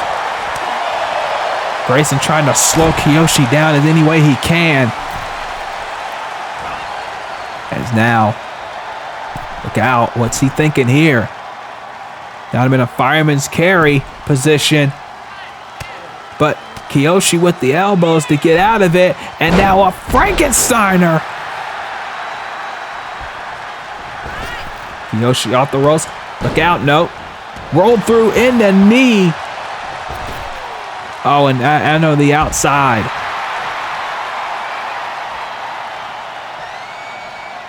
And Grayson, I don't know if that was on instinct or what, but nonetheless,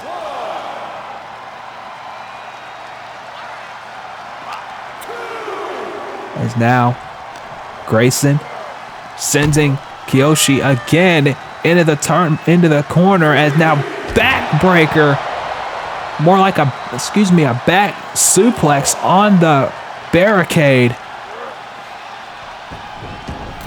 It could be a backbreaker, to be honest, but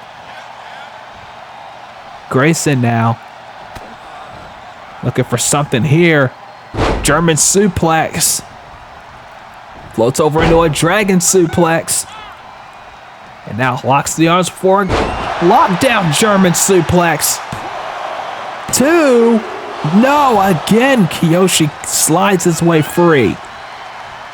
But like I said, all this damage that has been done to Kiyoshi, the more he takes, the more damage he takes into that title match. And Kiyoshi with a sling blade rolls through into a drop kick. And Kiyoshi's fired up again, but now Grayson blocking. Forearm blocked. Off the ropes, no. Ran into Monahan, went for the Kapu kick, nobody home. Grayson now off the ropes, went for a lariat. Kick to the midsection. Sling blade again, rolls through. Drop kick.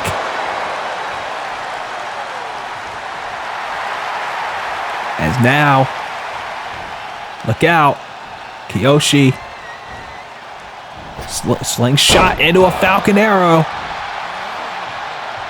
But he's not done. Double foot stop again, doesn't connect. Grayson running in, went for the lariat, nobody home. Kiyoshi running through, and again that slam.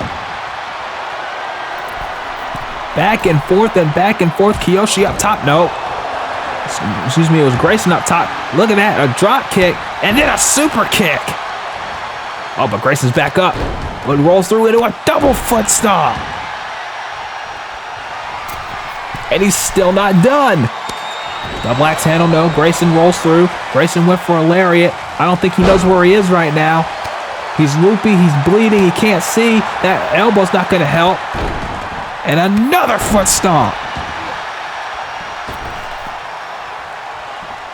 Again, we are going back and forth right now. Kiyoshi, big uppercut. Springboard uppercut, but Grayson continues to try and get up to his feet, but gets a double axe handle.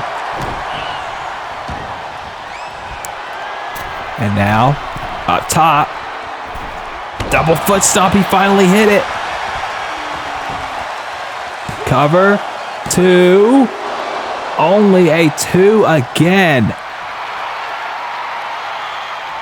And I gotta wonder, how much more can both of these men take? Especially Kiyoshi, he cannot take any more damage before his title match. He has got to preserve himself. 2 forearms. And a heel kick, a Pele kick. And down, oh, Kiyoshi's right back up, but Grayson now from behind, no. Kick to the back of the leg, German suplex. With a bridge, 2, and no, again, a 2 count. And this has been more competitive than I think a lot of people thought it would be, but if you didn't think, James Grayson, part of the legendary Grayson family, you kind of had to know that this was going to be the case, that he was going to bring it all, especially with a contender for the world title that he's facing here. He wasn't going to phone it in tonight. He was going to give it everything he had, and he is doing just that. And Kiyoshi is doing exactly the same thing. And now, look out. Off the ropes, big forearm, suicide dive.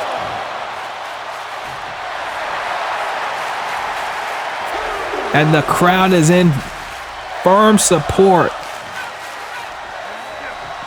of this matchup. As now Kiyoshi trying to get rid of Bearded McGregor there.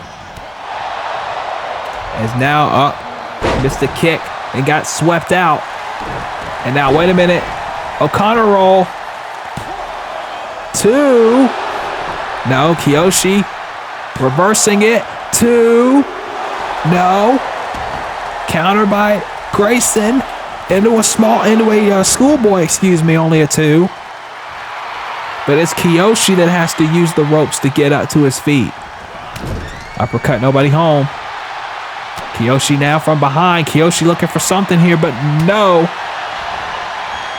Lariat missed. Kick missed. Second kick missed. Grayson now off the ropes looking for something here. Clothesline doesn't connect. Kiyoshi off the ropes. Kiyoshi now from behind. Kiyoshi going for something again. Nobody home. Big back elbow. Uh-oh. Caught him here and pump handle face buster. Pump handle face buster. No.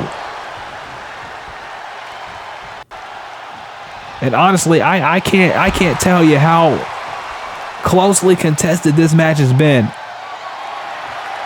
Kiyoshi, what is he doing here? Elbow drop, nobody home. And oh, wait a minute. Guillotine. He has got a guillotine choke on the Kiyoshi right now. And that's not going to win him the match, but it is going to wear him down at least. And then in a game of inches like this, so to speak, he's going to probably need all that. And now Kiyoshi's back inside the ring where he can actually do some damage. Went for the knee and nobody home. Kiyoshi counter. Kiyoshi caught him and an arrow explosion. He caught that knee. And now, oh no. There's another one. Trigger knee, but Grayson's hand was underneath the rope, and now Kiyoshi arguing with Monahan, but he ducked out of the way of that lariat. Grayson ducked out of the way of that kick. Back elbow. Kick. Another kick to the midsection. Kiyoshi trying to get something going here, but Grayson again countering. Grayson now off the ropes, went for a lariat. Kick to the midsection. Rolls through into the foot stomp again. And now can Kiyoshi finally hit this double foot stomp again? No, wait, he's going for something else. Moonsault, nobody home. Oh, back elbow. Jawbreaker. No, countered. Kiyoshi now with a right hand. Kiyoshi, oh no, wait a minute. There's a trigger knee again. And this time, Grayson is nowhere near the ropes. 2 and 3. Kiyoshi Saiba sending a clear message to his contender, challenging for the World Championship, rather. But you got to wonder how much James Grayson took out of Kiyoshi here tonight, because he had to work for this victory. It was not easy by any means. And Kiyoshi Saiba making it clear where his head is at, heading towards Shift High Stakes. He wants that World Championship. We are out of time. Thank you for joining us for Takedown, and I will see you next time.